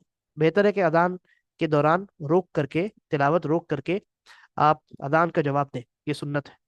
लेकिन कोई जारी रखता है तो गुनहगार नहीं होगा। पहली, आपकी मर्जी। दो अजान की आवाज अगर घर में आती है 5 मिनट 10 मिनट के वक्फे से, तो कोई हर्ज नहीं है। अगर दोनों का जवाब देना चाहे दीजिए, कोई हर्ज नहीं। ये आपका आखिरी सवाल है, ठीक है, क्योंकि बहुत वक्त हो गया। हाँ, अब अरब उलमा के यहाँ ये शेख इब्न उथैमीन का भी यही कौल है कि हाँ, लेकिन इस सिलसिले में बहुत से उलमा ऐसे भी हैं, और उनका ही कौल हमें ज़्यादा मजबूत लगता है, जो कहते हैं कि पैर से पैर मिलाना वाजिब है। इसलिए कि नबी अकरम सल्लल्लाहु अलैहि वसल्लम की हदीसों में आपने पैर से पैर मिलाने का हुक्म दिया है। अब कुछ उलमा जो कहते हैं कि वाजिब नहीं है, तो वो इसलिए कहते हैं, वो कहते हैं कि असल मकसद सफ को दुरुस्त करना है, सीधा करना, और पैर से पैर मिलाना ये सफ को सीधा करने का जरिया है, तो आप जरिया ही को वाजिब ना कहें। ये उनका इस्तिदलाल है। और हम कहते हैं कि जब अल्लाह के नबी सल्लल्लाहु अलैहि वसल्लम ने हुक्म दिया है कि पैर से पैर मिलाओ, कंधे से कंधा मिलाओ, तो ये गर्चे जरिया हो सकता है, लेकिन ये भी वाजिब है। और अगर आप हदीस को देखिएगा तो हदीस की रोशनी में ये ही ज्यादा मजबूत कौल है। हाँ, हम जो है कभी तकलीद नहीं करते। मैंने जितनी मरतबा शेख नुसैमीन का हवाला दिया है या दूसरे उलमा का हवाला दिया है, तो वो इसलिए दिया क्योंकि उनका कौल इस मसले में ज्यादा मजबूत है। जरूरी नहीं कि हम हर मसले में एक ही आलिम को फॉलो करें।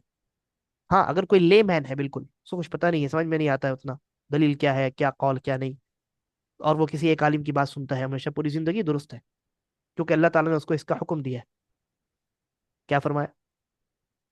क्या फरमाया? फस्अलू अहल जिक्र इन कुंतुम ला तालमून, नहीं मालूम तो अहले इल्म से पूछ लो। तो ले मैन जो है, ले पर्सन, वो आदमी अगर किसी आलिम से पूछता है और वो आलिम उसको जवाब देते हैं और उस पर वो अमल करता है, कोई हर्ज नहीं है।